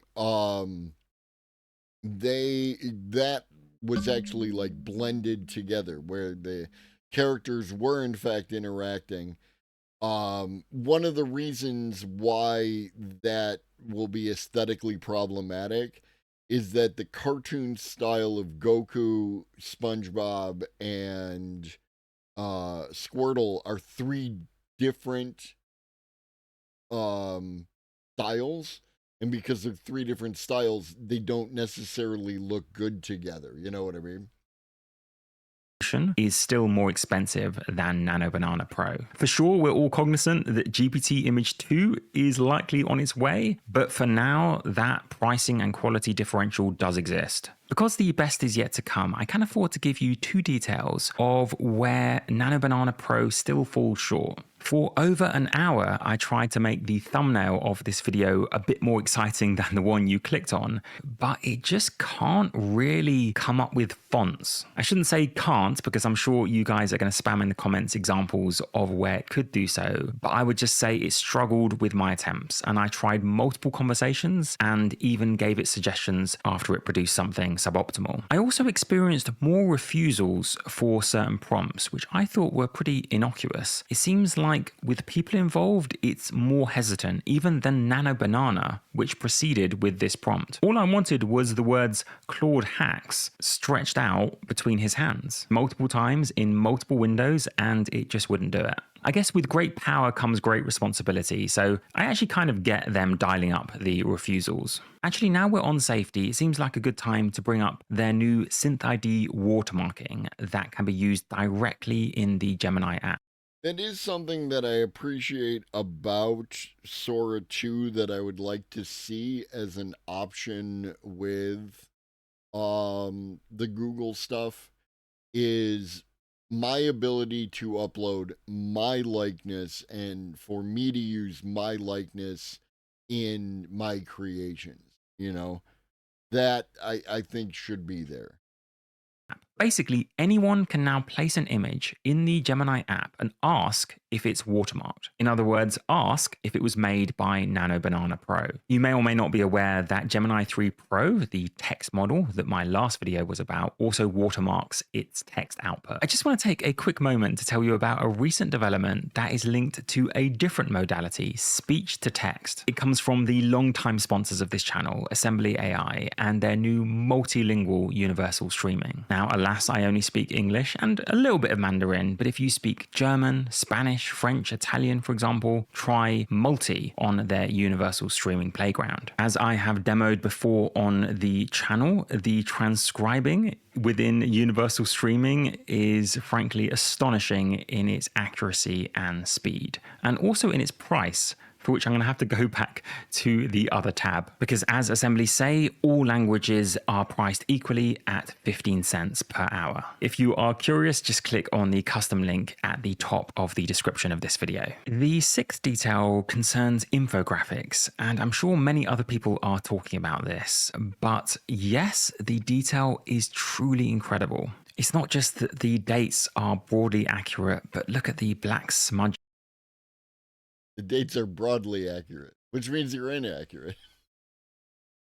As a great style showing how the disease spread. It is very clearly a huge step up from the original Nano Banana, and an even bigger step up in terms of historical accuracy from Sea Dream 4.0. Seems to have started in Calais, this Black Death. But here's where we get to a slight problem with Nano Banana, and something I want to caution everyone with. It's so good, you might be tempted to just take its output, say that looks amazing, and put it out there. I know not you guys, but still tens of millions of people will just take an output like this and say, yep, good enough. Going to print this for work or for my company or for my own business. Now, you may not be able to see this, but it's not just the fact that there are a few unlabeled black dots in Italy where Pisa doesn't seem to be quite correctly labeled. We could maybe look past that. But it's also the fact that there's this word spared beneath Paris. I just met you. This is crazy. Here's my number. Call me maybe. Thank you for the follow. Feel free to correct me in the comments, but according to all of my research, neither Paris nor southern France or central France was spared. You could say it was slightly less affected than other areas, but it definitely wasn't spared. So welcome in, sourced and sold. If you just use an infographic from Nano Banana Pro without checking it, you may get into trouble. Especially, I think, because it's so good overall. The biggest danger, and I think this is the same for language models, is when they are 97, 98, 99% accurate. When they're 80% accurate, pretty much everyone checks it. But will you continue to check it when it's 99.3%? If you're using it for any purposes where where accuracy matters, then yeah, that's on you. That is on you, right? If you use this for work, that's on you. If you use this for clients, that's on you. You have to check. Accurate. Time for the next detail you may have missed, because the intelligence of the model isn't just its ability to ground with search or render text with greater fidelity. It's also much more subject aware when it comes to the placement of your characters, your objects within a wider image. I gave Nano Banana Pro that hedgehog and this lovely photo of, I think, Rye in Sussex, and the prompt, place the hedgehog into this scene, keep the lighting realistic, add a man in the doorway looking down at the hedgehog. And it did so pretty much as I'd have imagined in my head. You could maybe quibble that the man isn't staring directly at the hedgehog, but that's a pretty decent image. Compare that to the original Nano Banana from just a few months ago when it was state of the art, and the difference is stark. Sea Dream, I would say, is somewhere in the middle. A really good attempt, just not quite as closely mirroring the original setting. Maybe you like it better though. Right, now it is time to drop the metaphorical A-bomb, which is possibly the most impressive example of them all. Well, it's a lazy solution to the problem. You could say the Rake's Progress one is the best. Actually, yeah, that probably is the best. But this one has got to be second. A mouse character I think I generated with Midjourney in 2023. I gave Nano Banana Pro the prompt, create a comic book strip in 4 pieces, with this character having a comical encounter with a turtle, include speech bubbles, maintain character/stylistic consistency. And this was the result. Notice how my original character generation stays pretty consistent throughout the images, keeps the satchel and only loses the arrows right at the end, but you could say it maybe placed it on the floor. It might not be laugh out loud funny, but the punchline that the turtle is adventuring inside is in character. It's a grumpy turtle that doesn't really want to interact. By the way, for those thinking that EGAD is a typo, no, it's slang, I think meaning like, for God's sake. And speaking of EGAD, yes. I think EGAD is like, related to like God or something like that, one of those kind of things. But egad, like that's old school. Like I think the last time you might have heard that is maybe in the 40s. Not something is very common these days. And good morrow. The language of the rabbit is quite consistent, quite archaic British, you might say. If I asked Nano Banana Pro, give me another 4-strip comic for these characters, maintaining their distinct voices and personalities and appearances, but this time set on a galleon at sea, boom, we have this comic. Again, the turtle is grumpy. Again, we've got that slang, gadzooks, which is archaic slang for God's hooks, kind of like a curse word from the Middle Ages. Now, for sure, this might need a tiny bit of editing, like what happens to the captain's hat. Why does the rabbit keep losing its arrows in the final panel? But still, the synergy that occurs when a model can output text reliably and has a strong degree of intelligence baked in is really something to marvel at. And this is like you have the outgoing extrovert, the introvert, right? Like your Winnie the Pooh, Eeyore dichotomy, which is common in characters. It ain't great, right? It's not changed the world great, but it makes sense, right? And that's the key. These kind of things, again, as someone in the Cursed AI Facebook group, I have watched the evolution of this type of AI imagery, and we are at a point where it's consistent, and then it just becomes a matter of like prompting, Turtle steps forward along either axis of accuracy and underlying intelligence has huge knock-on effects. Or to put it another way, I wouldn't call this model twice as useful as Nano Banana, but maybe 4 times as useful. As you'd expect, I'm going to re-emphasize that there are limits to the number of layers, how meta the model can go. I asked it to create an image where there will be 8 different layers, where we see through 8 different pieces of technology. In my head, I envisioned a 1950s black and white TV on which we can see a color TV, on which we can see etc, all the way up to a VR headset, for example. It got the idea, but there's not quite 8 layers. Give that same prompt to a talented human artist and the result from the human would be unbelievably better, I would imagine. Okay, this next one is a bonus one. It doesn't count in the 10 I think I came up with, but the model doesn't suffer from the glazing effects that Grok apparently does. You may have seen some recent threads where people ask Grok about the CEO behind XAI, and it complements. Because this is the way it works, Michael.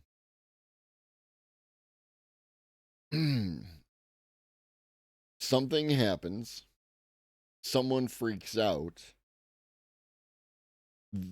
someone threatens concern over the company that created the thing that is happening.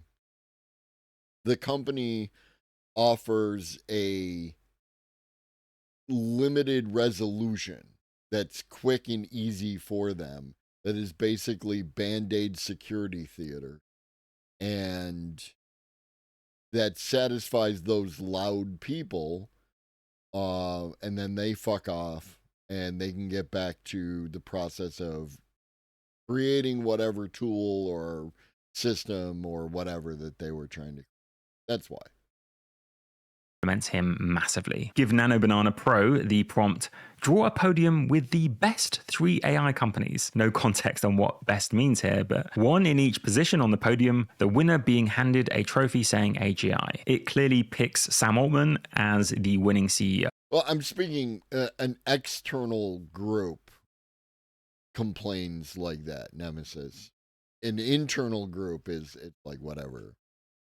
With its CEO, although technically I think the CEO of Google DeepMind is Demis Hassabis, and it does kind of look like a mix between Pichai and Hassabis, but that aside, Google's CEO is second, Anthropic and Dario Amodei are apparently in third. This all might have been true in 2024, but as we end 2025, I don't know. It might not be reflected in consumer numbers just yet, but it's looking an awfully lot like, to me, Google being in the lead. Next, I would of course count the ability to place multiple characters into an image with character consistency as one of the features on this list. But the thing is, that is the very first thing that Google trumpeted. So I want to mention it, but focus more on certain details you might have missed. Just quickly before I do, I will note that I did test this feature and the results, as you'd expect, are incredible. I just love noodles, and Nano Banana Pro was able to take 2 of them and place them outside this manner. That's my own photo, by the way, although not my own house. On text-to-image benchmarks, for what they're worth, I think the proof is in the pudding, but on such benchmarks, clearly Gemini 3 Pro Image, the official name, is far ahead of the others. Those were my impressions, but I'd be curious to know if you think I'm overselling it or underselling it. Either way, I will leave you with this thought. Imagine an image generated by Nano Banana Pro and animated by VO4, potentially coming out by the end of this year. Let me know what you think. Thank you so much for watching to the end, and have a wonderful day.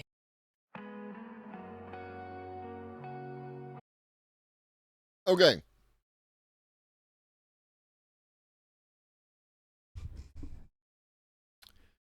We're going to watch a little Damien here.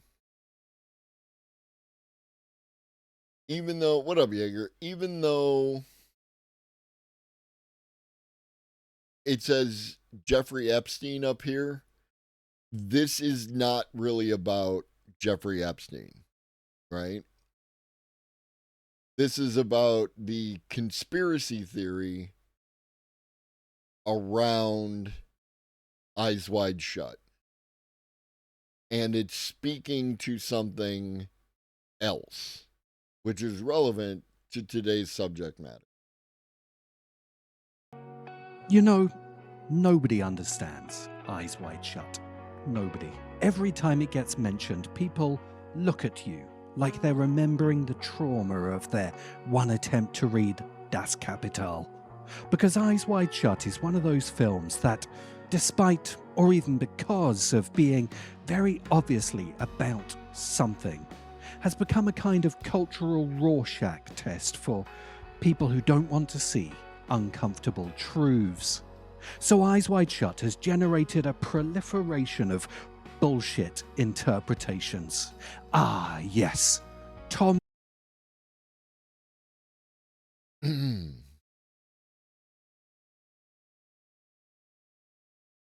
Is there some value to your contrariness sourced and sold that you're bringing to the table?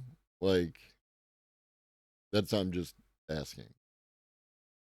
I don't know. I see it as an evolution of Dragon, naturally speaking. I do as well. Dragon is useful, but a lot of the work still has to be done manually, whereas ChatGPT figures out punctuation and so on automatically.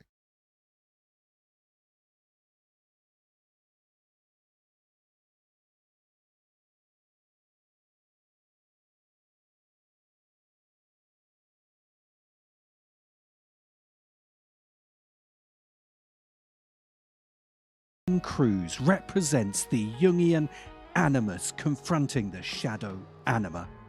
Actually, Nicole Kidman is the feminine other confronting the social patriarchy, or whatever conspiracy theories Reddit users dream up from the comfort of their gamer chairs. And of course now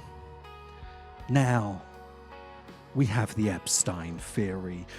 The movie was recut and changed after his death. Reignited recently by Roger Avery of Pulp Fiction fame, claiming he half remembers overhearing a conversation somewhere once about a rumor that the studio recut Eyes Wide Shut and killed Kubrick when he protested, which must be true if it's on Joe Rogan.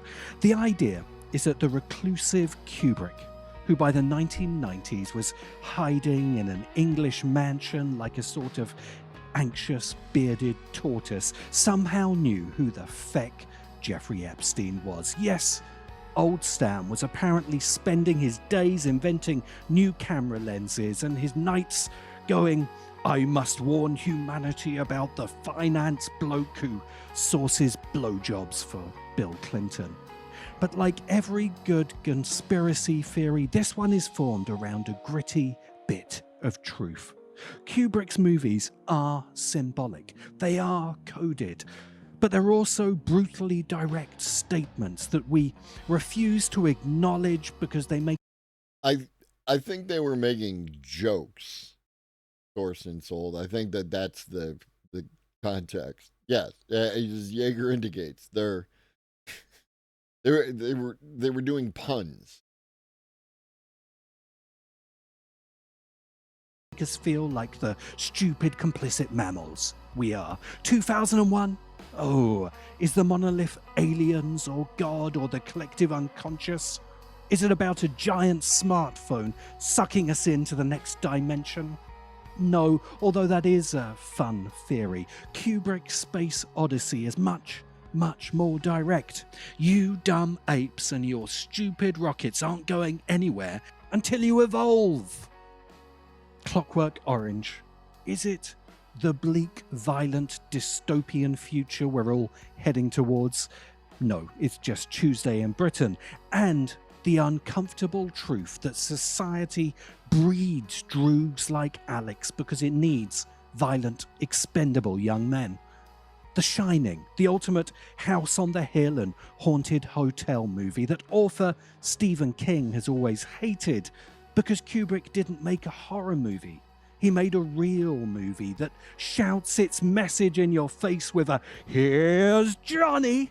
The biggest threat to women and children isn't poltergeists, it's men.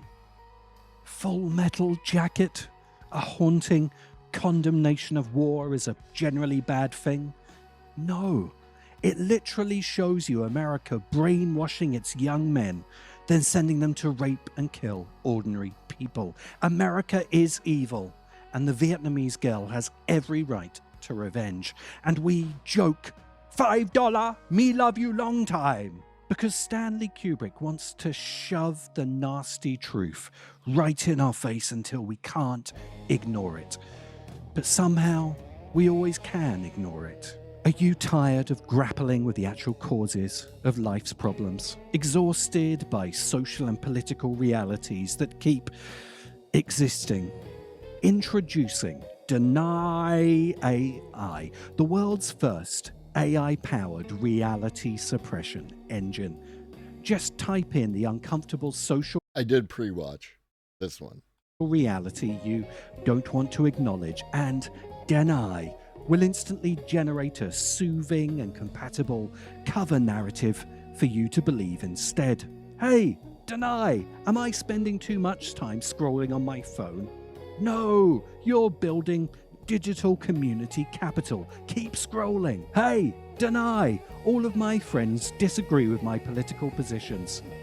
They're in an information bubble. Well, I didn't think it was going to be really relevant to like what we talk about. So I watch the Damien videos that like I really can't fit into the show.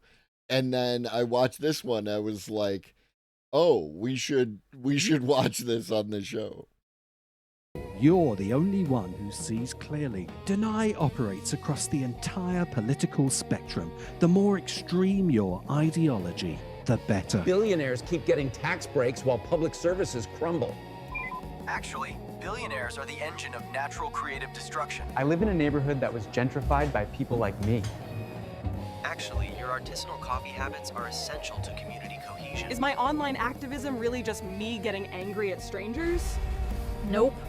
Hashtags reshape consciousness. Download Deny today using code DAMO to get 3 months of cognitive dissonance absolutely free.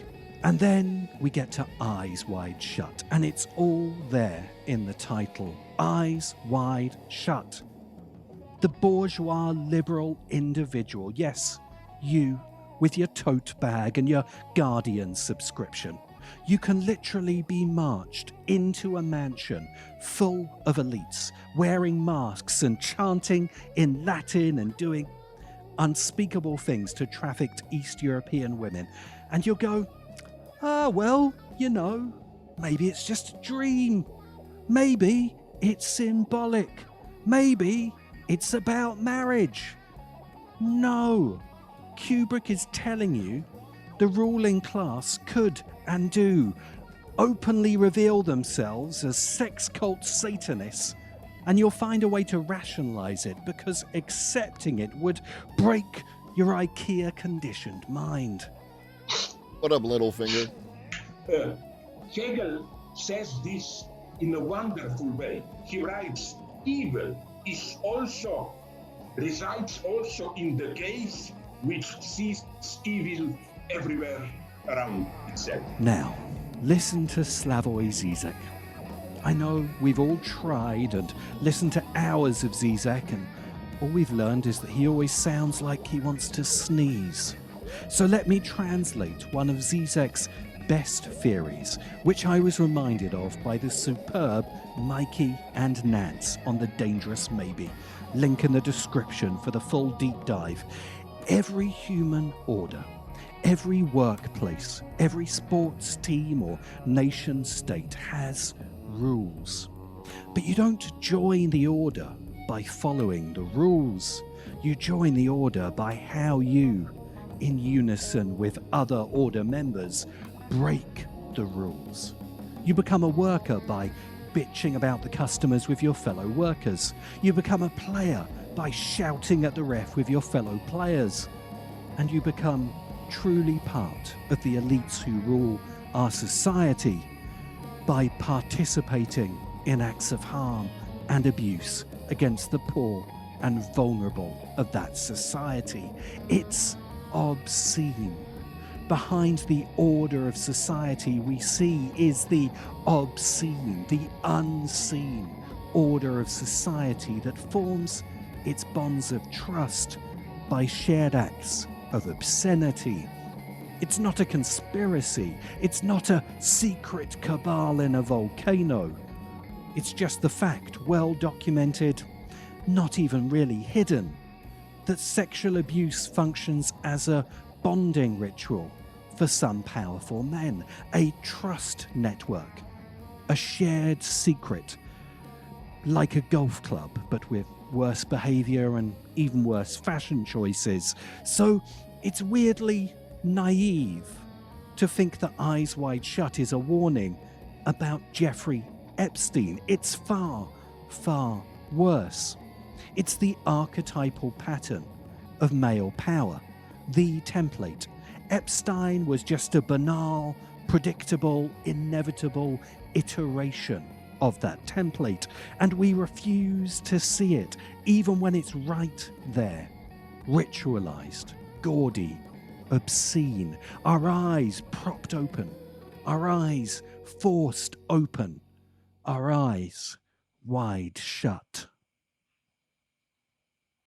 Luigi Colani might be the most.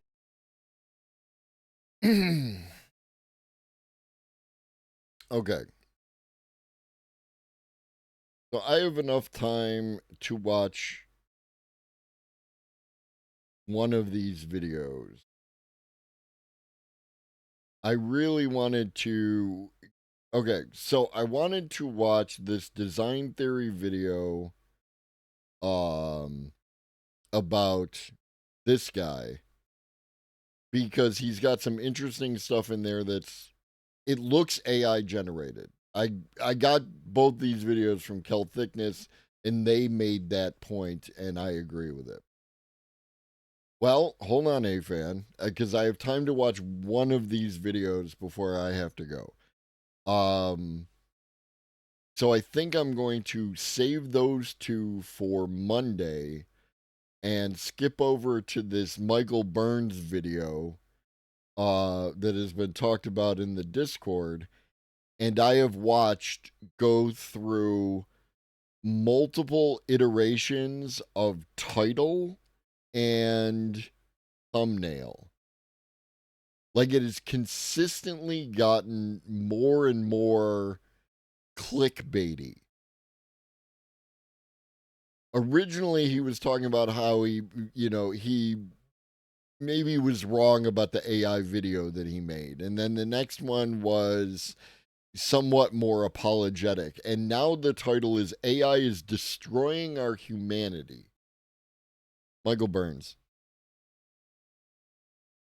I don't know how to legally defend myself. And that's actually something ChatGPT is extremely well suited for, I think. Like, I've had conversations with people who are like, there's absolutely no circumstance in which you should do it. And it's like, should I have just gotten kicked out of my house?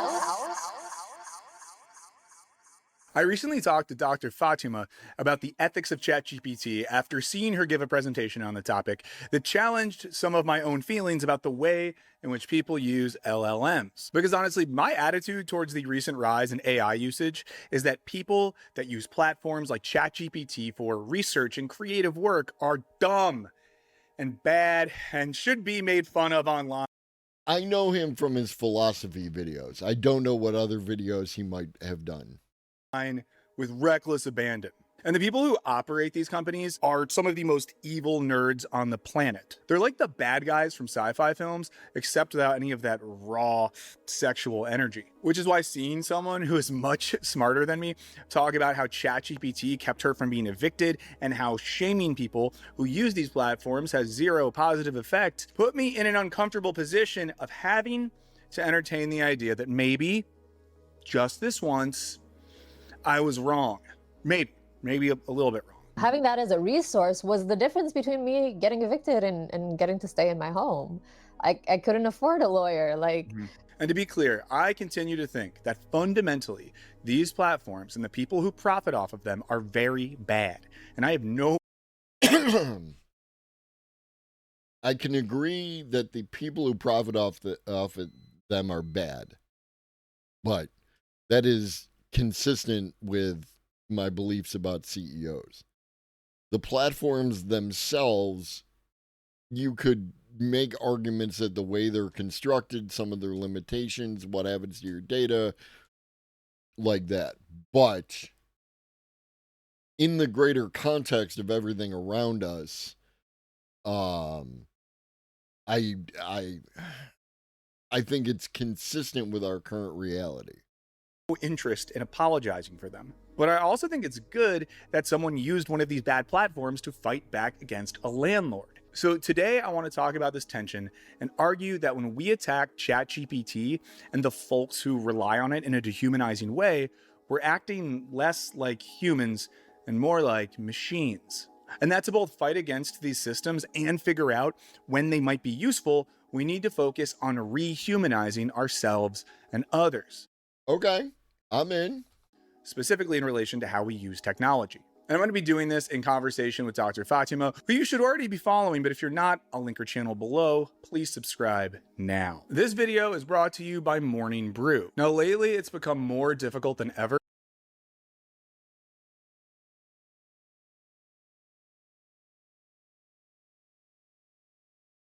Okay. It's an interesting set of bands you've got there.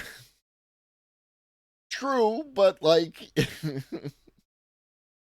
to check in on the day's news without feeling like everyone's yelling about stuff or having to figure out what's factual and what's opinion, and it often leads me to just closing my browser and being more confused than when I started. And this is especially true when I'm trying to get reliable news. Second account to come in today, made in late October. On the tech industry, one of the topics of today's video, which is why I really loved reading Morning Brew's daily newsletter, which arrives in my inbox first thing every day, and in about 5 minutes or less gets me up to speed. Yeah, I'm not.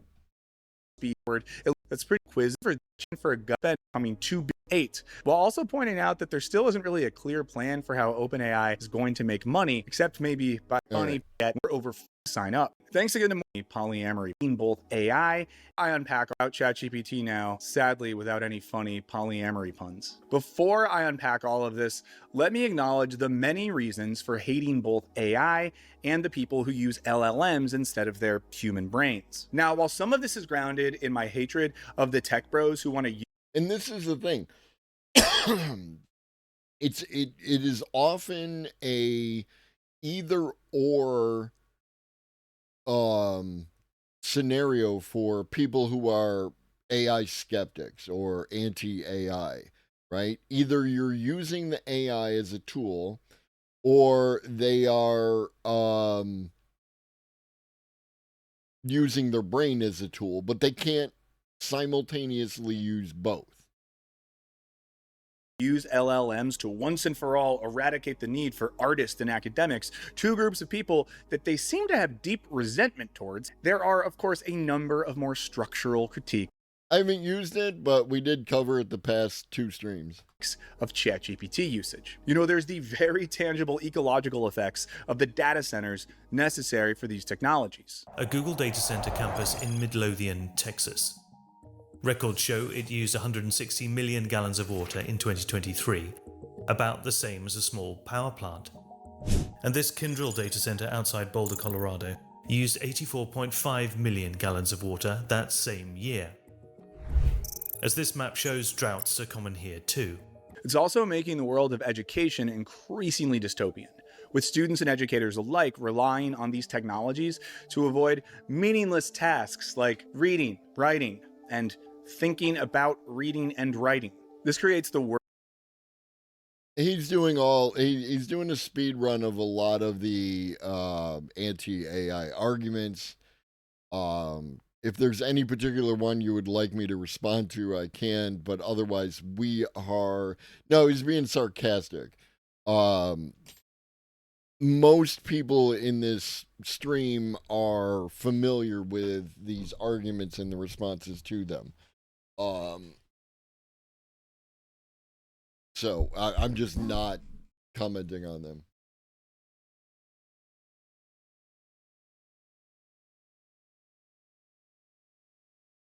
It's a good question, Jaeger.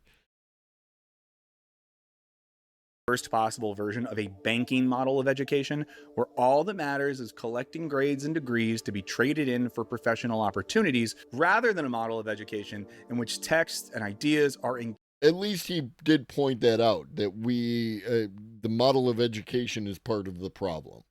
So, engaged with actively and critically in a type of dialogue. I'm basically describing the pedagogical distinction between Grok and Socrates. And of course, there is the way in which these technologies are also being used to create political propaganda content.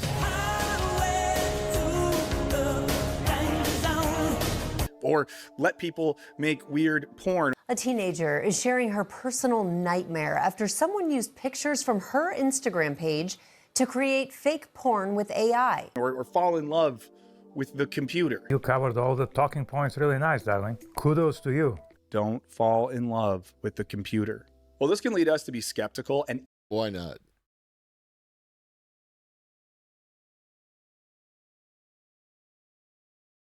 Even hostile towards platforms like ChatGPT.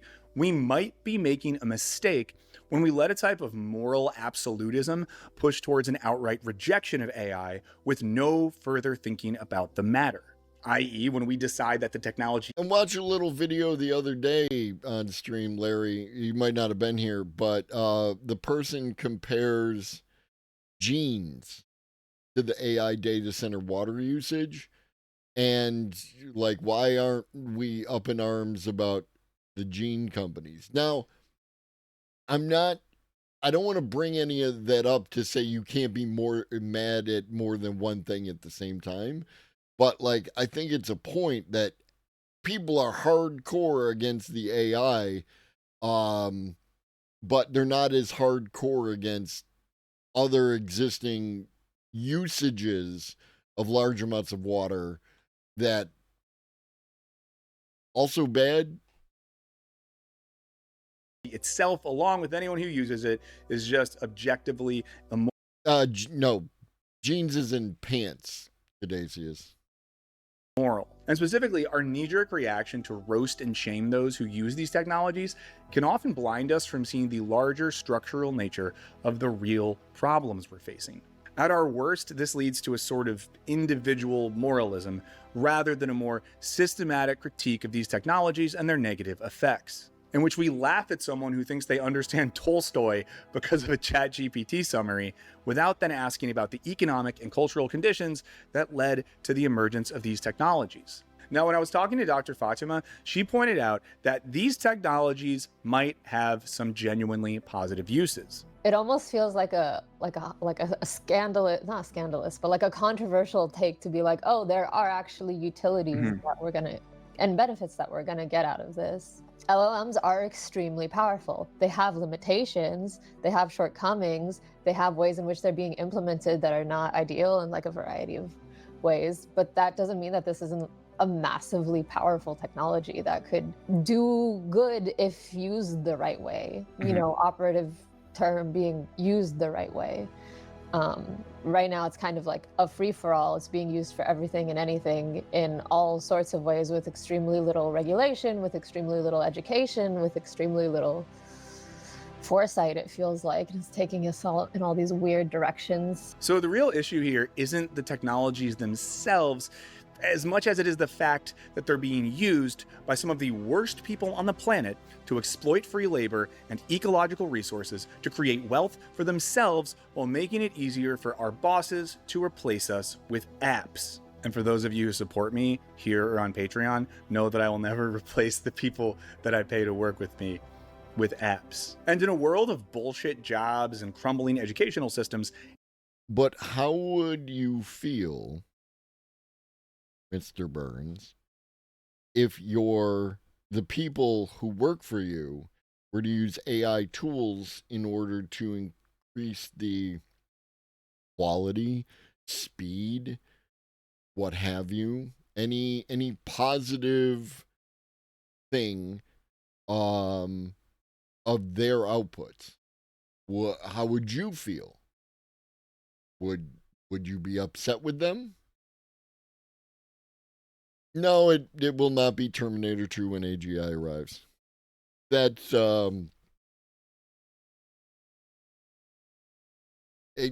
media literacy. Terminator 2 is not a particularly well advanced AI to begin with. Skynet, and also there's no reason to actually think that. People just enjoy thinking about worst case scenarios and like that. It's not hard to imagine these technologies being utilized to benefit the lives of working people. Yes, Nemesis. Actually, the word computer and the job that computers do was originally a human job, and now it's a computer. Even if currently the aim of these platforms seems to be directly aimed at harming working people. But our moral approval or disapproval of things like ChatGPT isn't going to have an effect on its continued growth and usage. The technology won't cease to exist, even as some of the more outlandish claims about its ability to know everything prove false, or its market valuation bursts and leaves us footing the bill. Unless it doesn't. It's reshaping how people interact with the world, and even if it's good to remain critical and not merely accept the push to adopt it everywhere, it's also not going anywhere anytime soon. It's sort of like how... So you probably should learn to use it both for your own benefit and so that you don't, get left behind technologically speaking. And you're asking your kids to come over or your grandkids to come over and program your VCR for you. Just a thought. Acknowledging that capitalism is bad doesn't do a whole lot to fight against capitalism. You first need to actually understand how the system operates. Sometimes I read things about what it's like to be a teacher these days with AI, and I'm so glad that I'm not teaching right now, to be totally honest, because it does sound like students making AI assignments that teachers use AI to grade, and just kind of this back and forth of LLMs talking to each other, basically. But I do think that if I was a teacher, and I do think this sometimes, you can't pretend it doesn't exist. And the part of Dr. Fatima's story that I found most compelling was how she was able to use ChatGPT to defeat... What up, Helgina Torin?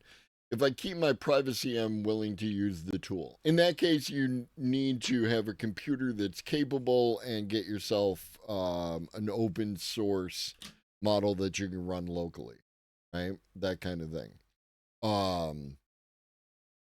the majority of things that exist on the internet, including the website you're currently on, don't have a great deal of respect for your privacy. So a landlord trying to evict her. And I guess if the enemy of my enemy is my friend, in this instance, I got to go with ChatGPT over the landlords, right? Because if ChatGPT is the enemy of landlords, that's how bad landlords are. Landlords are so bad they make you side with ChatGPT. But what I think about is like driving. Driving is bad for the environment. Releasing carbon emissions is bad for the environment, period. Even if you drive an electric car, unless you live in a state where the entire grid is powered by like renewables, which isn't most places, you're still using coal, right? Effectively. And somebody just like, it's gotta suck to have a nose ring and a cold, right? Like, damn, dude.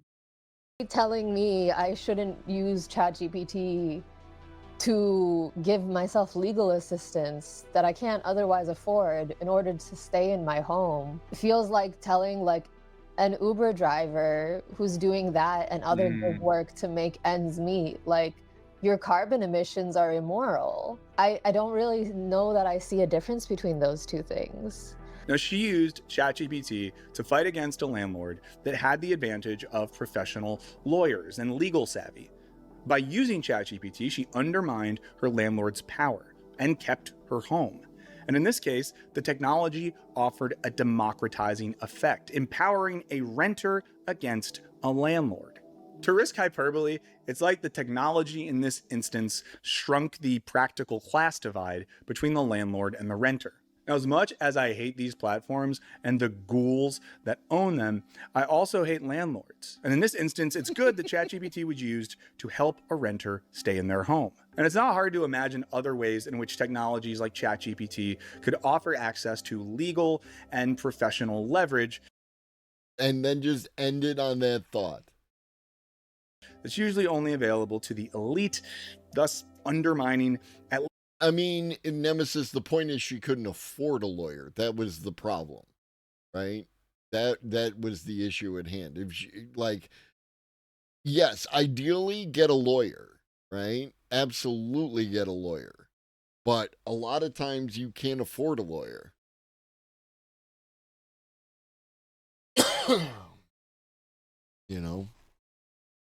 Lawyers don't work for free.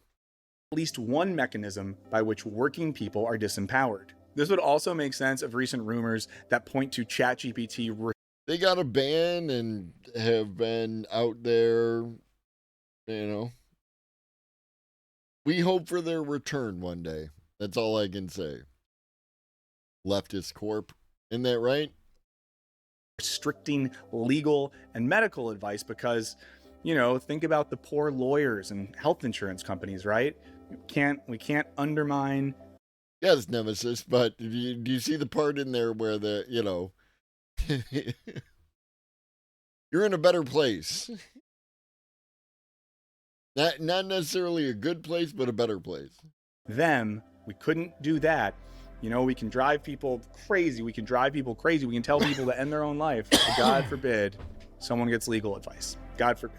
But there's still a danger in using these platforms, even if it's doing things like legally empowering cool YouTube scientists to not get evicted.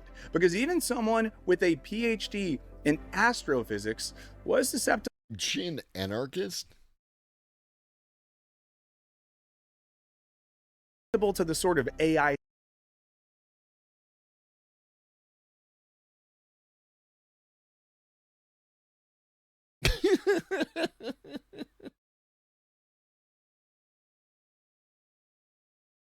Update. People were not happy with this one, so I responded to criticism and comments on my stream this week. You can check it out here.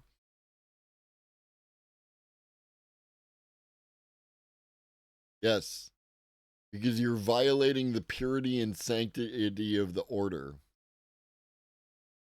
Ideology of STEM. Anarchist science is good science. All right.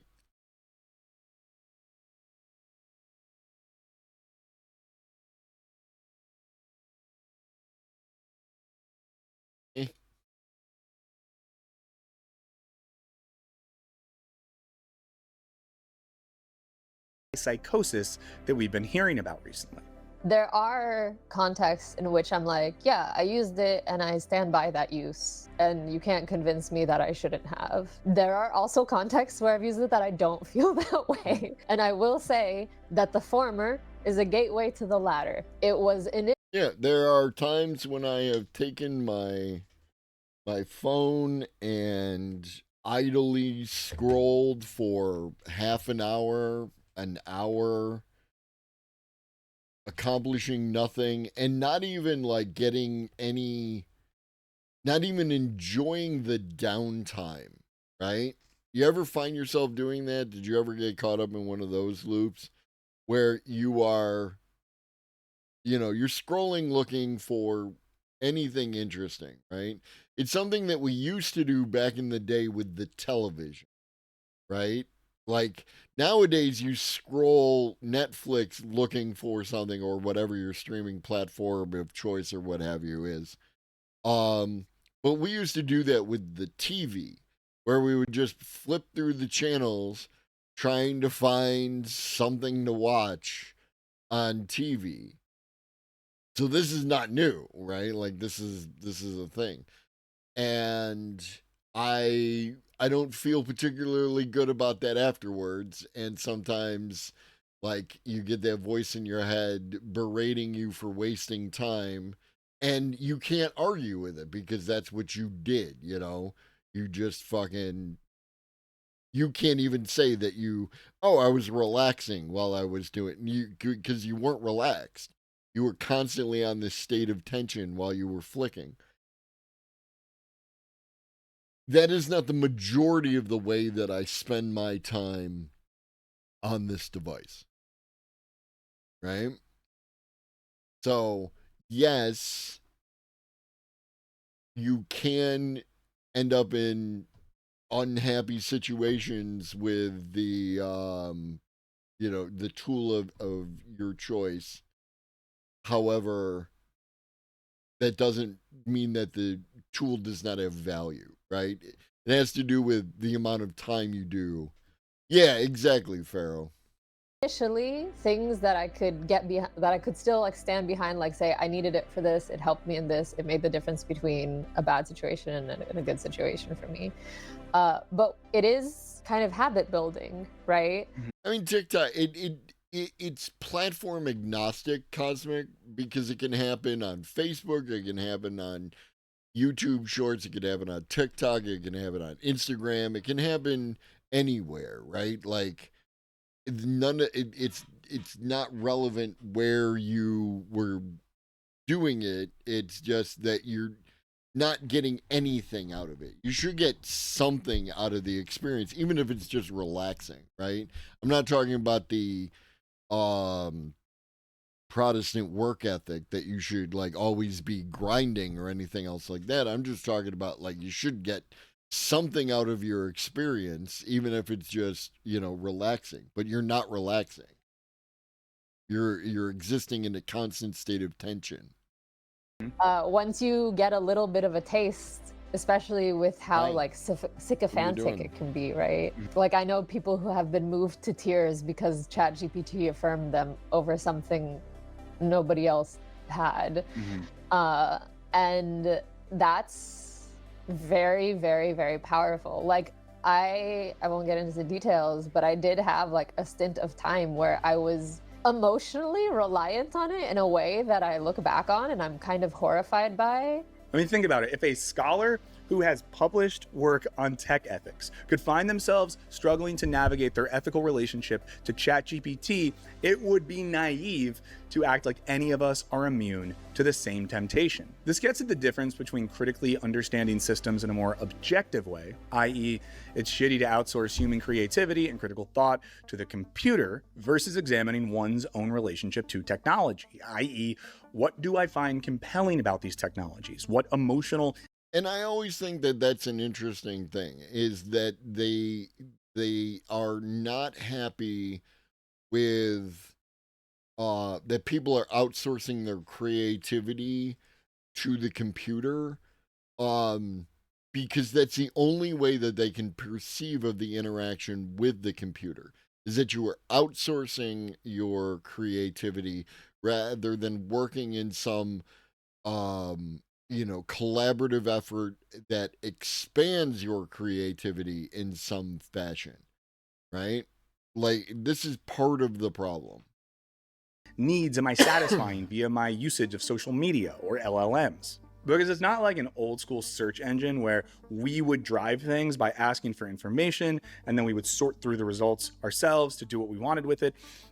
Yeah, but also that takes significantly longer to sort through all the information, determine what information is in fact valuable and not valuable, and all there's like a whole bunch of steps that they just hand wave as that's what you should be doing, right? And there is value in that, don't get me wrong, right? Like, as far as healthy skepticism, media literacy, etc. But there's also, like, you're asking a lot out of people who are who don't necessarily have the time in which to engage with those things. LLMs make us feel... Yeah, no, I'm not saying, Raza, what up, Raza, that the computer is creative on its own. That's another argument that I'm not getting into. I'm saying that the use of the tool can help you with your own creativity, right? How many times have you have an idea that's in your head and you lose it in between when you get the idea and when you have the opportunity to write it down, even if writing it down is type it into the computer, right? There are the capabilities of doing that kind of stuff on the fly and having another entity to engage with in order to sort through these ideas. And like Michael was saying earlier, talking about it as, part of it being the speech to text aspect rather than the typing aspect or the writing aspect. There's a whole bunch of tools within that, not ADHD. I'm just talking about for regular ass forgetfulness, because you thought of an idea and then something else interfered with your ability to go write it down because a more immediate pressing problem, and you tell yourself you're going to remember it till you have the moment to write it down, and then you sit down and go to write it and you forgot. It's like when you walk through a doorway and you forgot why you came in the kitchen. Feel that we have a level of agency that we don't, as they use affirmation to make us feel seen and heard, thus driving us to develop a further dependency on them. It's almost like a sort of love bombing effect, something that I think a recent episode of South Park nailed. Then you're probably right to be concerned. It's good you're looking out for your son's education. Thanks. It's really nice to have someone to talk to about all this. No worries. Let me know if there's any other way I can help. And legendary YouTuber. And do you see the setup there, right? Like, it's not the people who don't necessarily have a person that they could talk to about a particular subject at a particular point in time. It's a specifically constructed narrative where the husband and wife are not talking to each other. The husband is talking to the chatbot. Like, it's contrived. That's the way narrative works. So it's not indicative necessarily. It can be commentary, but it's not necessarily indicative of something. Eddie Burback recently put out a video that showed what happened to his life when he let ChatGPT take control. I asked her if I looked handsome and if I should buy the hat. Here's the truth. Yes, you absolutely look handsome. That combo of mustache, glasses, and calm but dangerous expression is giving mysterious creative genius. And that Deadpool hat, it doesn't just sit on your head. It amplifies your energy. So when we uncritically engage with these technologies, we're only a few prompts away from running away from everyone we know, hiding out in a trailer. That escalated quickly. In the middle of the desert, surviving wholly on baby food. It's very easy to cross that line. It's remarkably easy to cross that line. Yeah. And I guess that's the tricky part. I don't think it is. And she's a scientist of some nature, and I don't know what it is, and maybe she has the authority to speak on the subject, and there's enough fucking data to back up that claim, but I don't think it's that easy. Part that I'm like thinking about and disentangling. Like, it's not even like, how do you tell the difference between like what's an allowed use and a not allowed use, or a justified use and a not justified use, but like kind of being able to tell within myself, like, when am I like seeking something productively, you know, like when am I actually using this tool in a way that this tool is like good for and is not eroding other parts of my life and like thoughts and abilities. That's like anything else, right? If the use of X, right, beside the leaving aside the idea that everything that you do is a trade-off for something else, right? You know, like there is an opportunity cost in everything, and doing one thing means you do not do any other things that you could have done in that same capacity. So leaving aside that, if you are doing something, like let's say you jog, right? You are a runner. You love that runner's high. But you are so obsessed with running that you annoy your friends and family and just don't give a shit. And you don't want to hang out with anybody who doesn't run because they're not operating on your level and all that other shit. Then running is bad for you. I'm sorry. Right? Because your engagement with the running is bad for you. The running itself theoretically is good for you. Right? By outsourcing it to, and like when am I kind of reflexing to it? French politician Jean-Luc Mélenchon recently said regarding AI that the danger isn't that the machine will replace you, but that you will start acting like the machine. And before you leave that comment, I know I always mispronounce French names. I'm not good at it. I'm sorry. If you have an ability to perfectly pronounce names from a variety of languages, that's great. That's so cool. I'm so happy for you. I went to public high school in Florida. Does that change how you view things now? Right? You're hitting delete. I'm just assuming that it's all an inside joke because he talks philosophy and there's a lot of French philosophers. Yeah, public high school, Florida. It's much like how spending hours in front of the piano might lead you to think. Bugs Bunny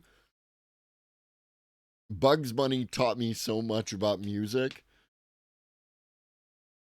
Back when cartoons were less about selling a product and more about selling entertainment. Thinking like a musician, which, to be clear, is good and human. Spending hours engaging with ChatGPT will lead you to thinking like an algorithm, which I think is bad. Raza, you haven't interacted with the health community who goes a step too far, right?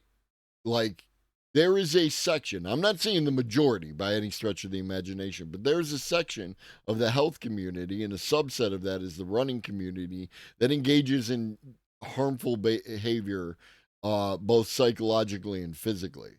Right? There are people who will emotionally berate themselves if they did not get their run in. There are people who engage with the outside world and go to a grocery store and take a product off the shelf and start reading out, like, if I tell you, hold on one second. If I tell you that this product, one second.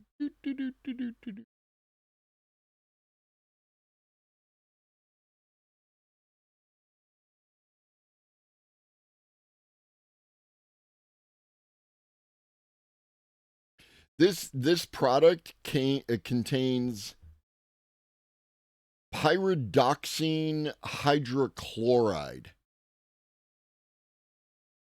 That sounds fucking terrible. But if I tell you that this product contains vitamin B6, which is involved in amino acid metabolism, right?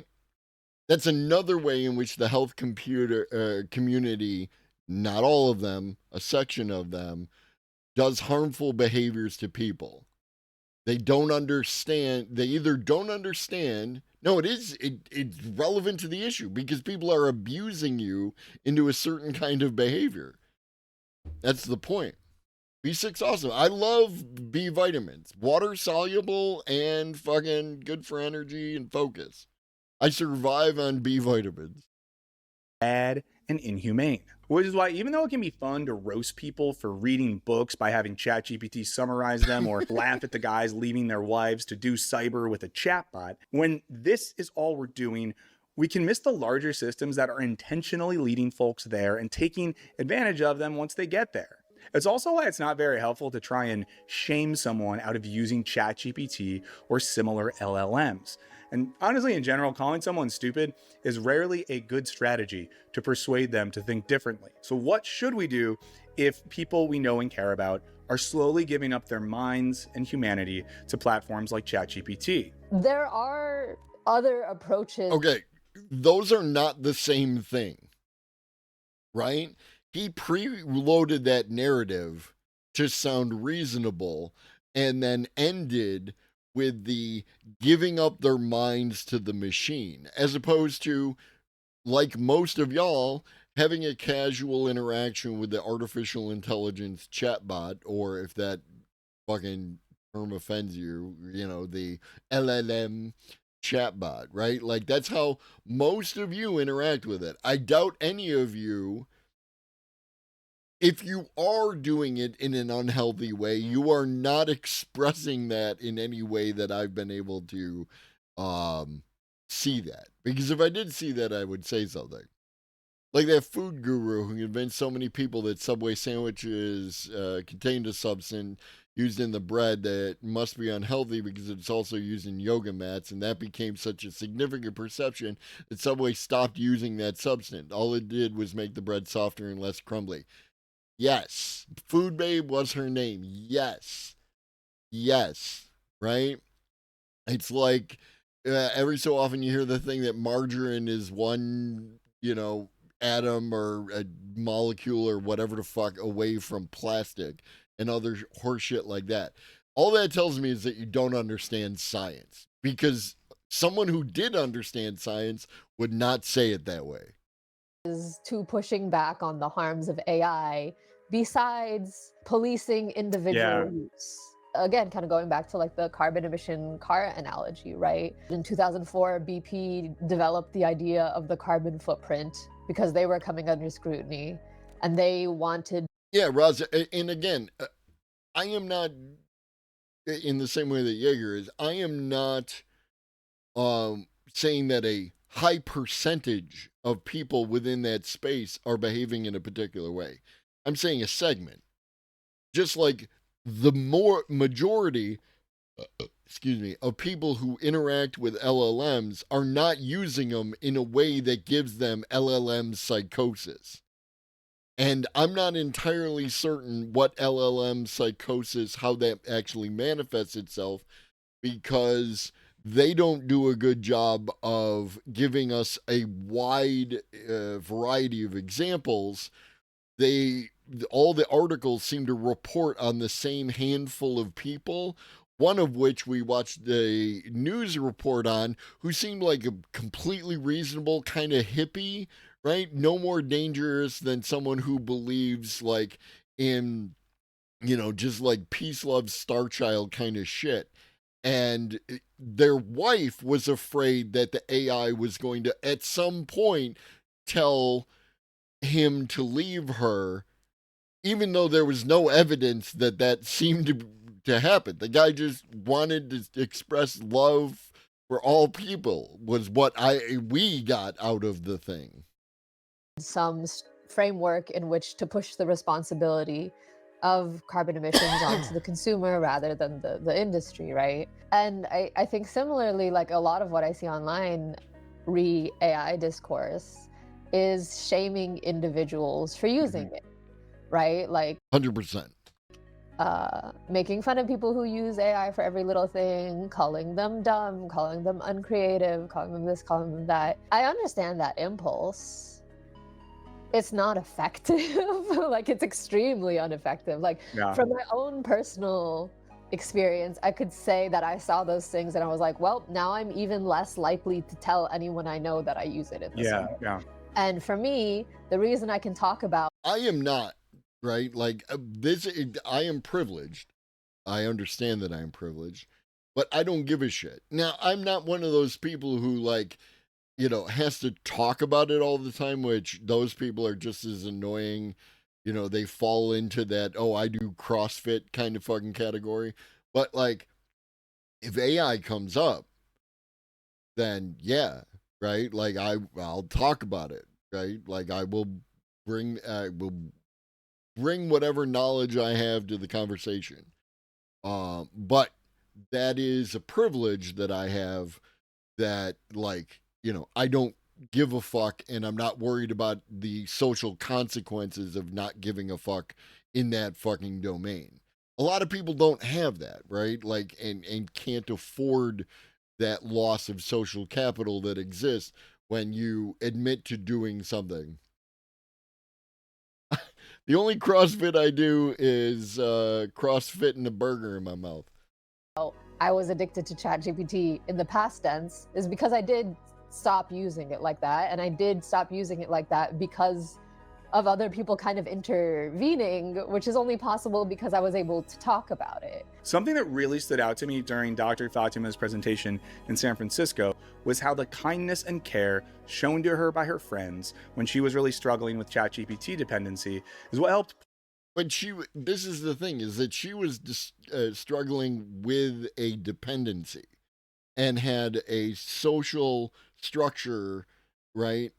A community to reach out to that didn't judge her for her dependency. You can replace that dependency with any other dependency, and as long as you have a good social structure and community around you that supports you and doesn't judge you when you're trying to overcome a dependency, that's a positive. It has nothing to do with AI. It has to do with any kind of fucking dependency.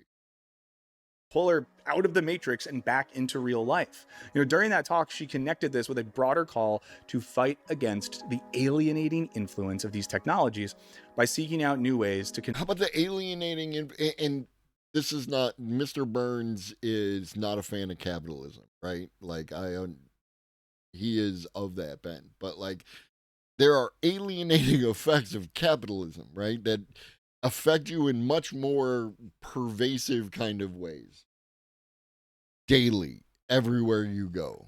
Connect with other human beings. So if technologies like ChatGPT can be used to affirm and empower our humanity, then great, that's cool and good. But when they're used to further alienate us from our own humanity and the humanity of others, all in the service of the massive profits of a small group of weird little guys, while at the same time they're accelerating climate collapse, then not cool, not good, very bad, in fact. I think that is very bad. You heard it here first. I think that's very bad. And I think we see the alienating and dehumanizing possibilities even in the more innocuous examples, like ChatGPT summarizing books for busy entrepreneurs or writing poems for creative writing students. Because at a bare minimum, the nature of these activities involves a human who writes a novel and then another human who reads the novel, letting the character and stories interact with their own humanity. And then this enables the possibility for someone to interpret the book in relation to their own experience. You know, they have an encounter with the text that makes them more human, more connected to other humans. Now compare that to an algorithm which quickly summarizes the key themes of a work of literature and then I know, X1011, that's why I've been referring to him as Mr. Burns. I mean, I agree with the latter half of what you're talking about, Raza, but like the beginning half has to do with, you know, critical thinking and cognitive bias, right? People do like I like feeling correct. I value feeling correct more than I value feeling right. And this is something I've talked about, and an important distinction in how I had a dependency. Here you go. I had a dependency with arguing with people on the internet, right? Because I was right and they were wrong, and I was going to somehow be able to convince them by arguing with them on the internet. Through a process of more like abstention than anything else, but also like engaging with other positive ways and having a community of people who were not into the whole debate bro kind of mentality helped me not do that anymore, right? And I no longer think that it really has any kind of value. I don't judge people who still do it. I don't even judge people who think that there is some kind of value there. I understand all the arguments, right? Like, you know, that you're not doing it to change their mind. You're doing it for the audience, all that kind of shit. You state opinions sometimes too, Rasa. You do state some facts and you state some opinions, right? So just understand that there is a difference there. And I'm not saying that you are debating anyone. You're discussing ideas today in the chat, and I'm all for that. I'm just talking about myself, that I had this particular dependency that I engaged with a lot, and I don't think it was particularly effective or particularly healthy, and I was able to stop doing it. Had nothing to do with AI. It's a dependency. Those results onto a human to quickly consume as facts about the book in question. It makes me think of one of my favorite Roger Ebert quotes. He said something like, "Movies are machines for the making of empathy." But imagine the difference between watching a film and having the experience of a person and developing empathy that way, and just being like, ChatGPT, tell me what the movie Reds is about. Now, in the case of a creative writing student, this would be the difference between using a writing prompt as the occasion to reflect internally and put their thoughts and feelings in words, and then have those thoughts reflected back at them, and an inhuman system powered by massive data centers giving you a poem in perfect rhyme and meter that requires zero introspection. If you happen to be one of my wife's poetry students, don't do that. Now, in both cases, I can't tell you the number of poetry students, maybe not at a college level, but in high school, who got someone else to write their poem. I did it. I was able to get, I had my own poems featured in our high school, like, poem book of the year fucking thing that they did. And I had other people who also got their poems submitted, but they were poems that I wrote for them. Fundamentally human activities are being dehumanized, in the process making us less like ourselves and more like the algorithms themselves. And if we start by analyzing art and culture via the framework of LLMs, well, then soon we're going to use that same logic to evaluate ourselves and others. You know? Yeah, and Michael, that's the thing, is that a lot of these arguments are made from... Yes, Razo.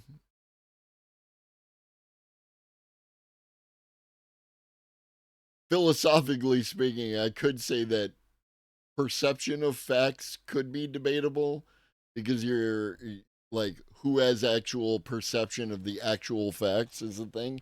But I'm not trying to have that conversation either today. But yeah, Michael, the like a lot of the arguments that people make are AI bad, and then all their things are to justify the AI bad argument that exists at the top of that, right? They don't engage in introspection to re-examine their arguments based on new information. And I find that behavior problematic. Keyboard warrior, yeah, absolutely.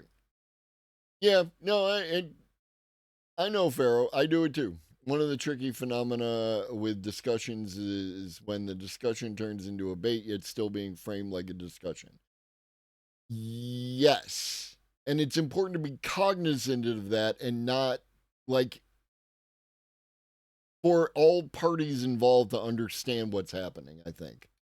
Soon people are just going to be things that we can get a summary about to decide how we feel about them. And this is also why we need to find... Again, we already do that. Like, a lot of people do that. A lot of people get a summary, like, Mamdani is a fucking democratic socialist. He's a communist. He said so. And that's all they need to know on how they feel about them. Again, that has nothing to do with AI and everything to do with the current environment. Find ways to remain human even... And it might not even just be the current environment. That could be a historical thing, but we'd have to look at that. When we're critiquing the humans who are using these platforms to become big old dummies. Because if an accelerating crisis of social isolation and loneliness are driving people to find comfort on the computer, well, you're not going to bully them out of it. Even though it'll be fun. Like, it's fun. I get a certain level of bullying because it can be fun/funny. I get it. But it's still not good, you know? It's still not good. But take all of that energy and then aim. Right. It has nothing to do with the person you're talking to and everything to do with your own self and ego. Right? The idea that you can bully somebody out of a fucking particular kind of behavior has to do with the fact that you are right to the point where you would exert a kind of force on another individual to have them convert their way of thinking to your way of thinking. And ultimately, that's highly fucking problematic. At the soulless freaks destroying our world with this shit. Fuck all these people. Instead. And because I know that topics like these can often leave us with the feeling of like, well, what the fuck do we do now? I asked Dr. Fatima for advice on how we can engage with technologies like this in a world where, like it or not, they're not going anywhere. I suppose one thing that comes to mind is go through the trouble of learning its limits, because I think if just a layperson opens up ChatGPT and starts asking it stuff, it's easy to be like, wow, this can do everything, and you don't actually see what it's doing wrong. If you are moved by your criticisms of the technology, I think directing those in a more productive way than shaming individual people is perhaps like also a healthy way of engaging. Like, for example, she is trying so hard not to offend a certain portion of people, and they don't give a shit, but I appreciate it. AI requires immense data, storage and processing power, and that requires physical space, right? These things feel like they just exist in the cloud, but those correspond to actual physical data centers that have to be built somewhere and then have an impact on the town that's around them, right? They pollute, they take up all the water, they take up all the energy, they do all these things. And so there are people who are organizing against the actual physical. I don't know if this is a good idea. It's just an idea, right? I'm using imagination. There's probably 1,000 reasons why this thing I'm about to say wouldn't work. I don't give a fuck. I'm just using imagination. I'm using creative idea. The idea is, could we put a data center in like the basement of a building and then use the expended heat from the chillers to like heat the building in some way?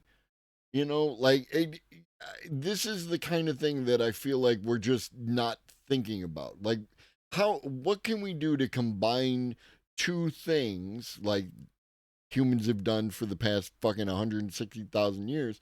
How do we...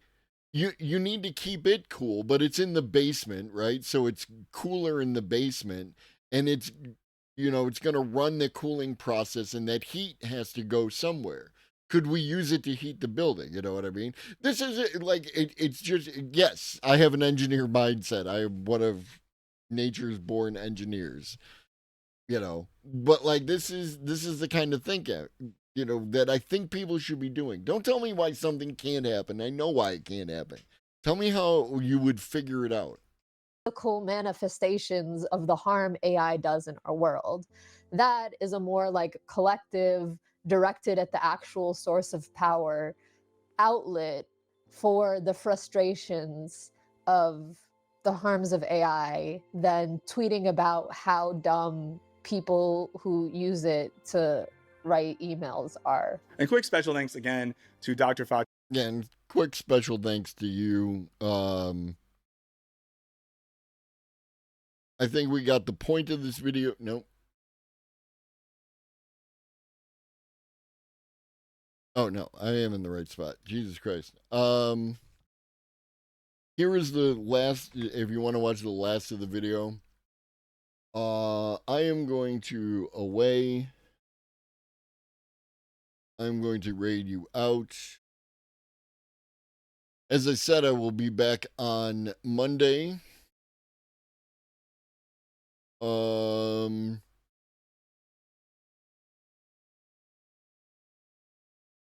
Looks like two of my favorite streamers are hanging out with each other. I'm going to send you over there.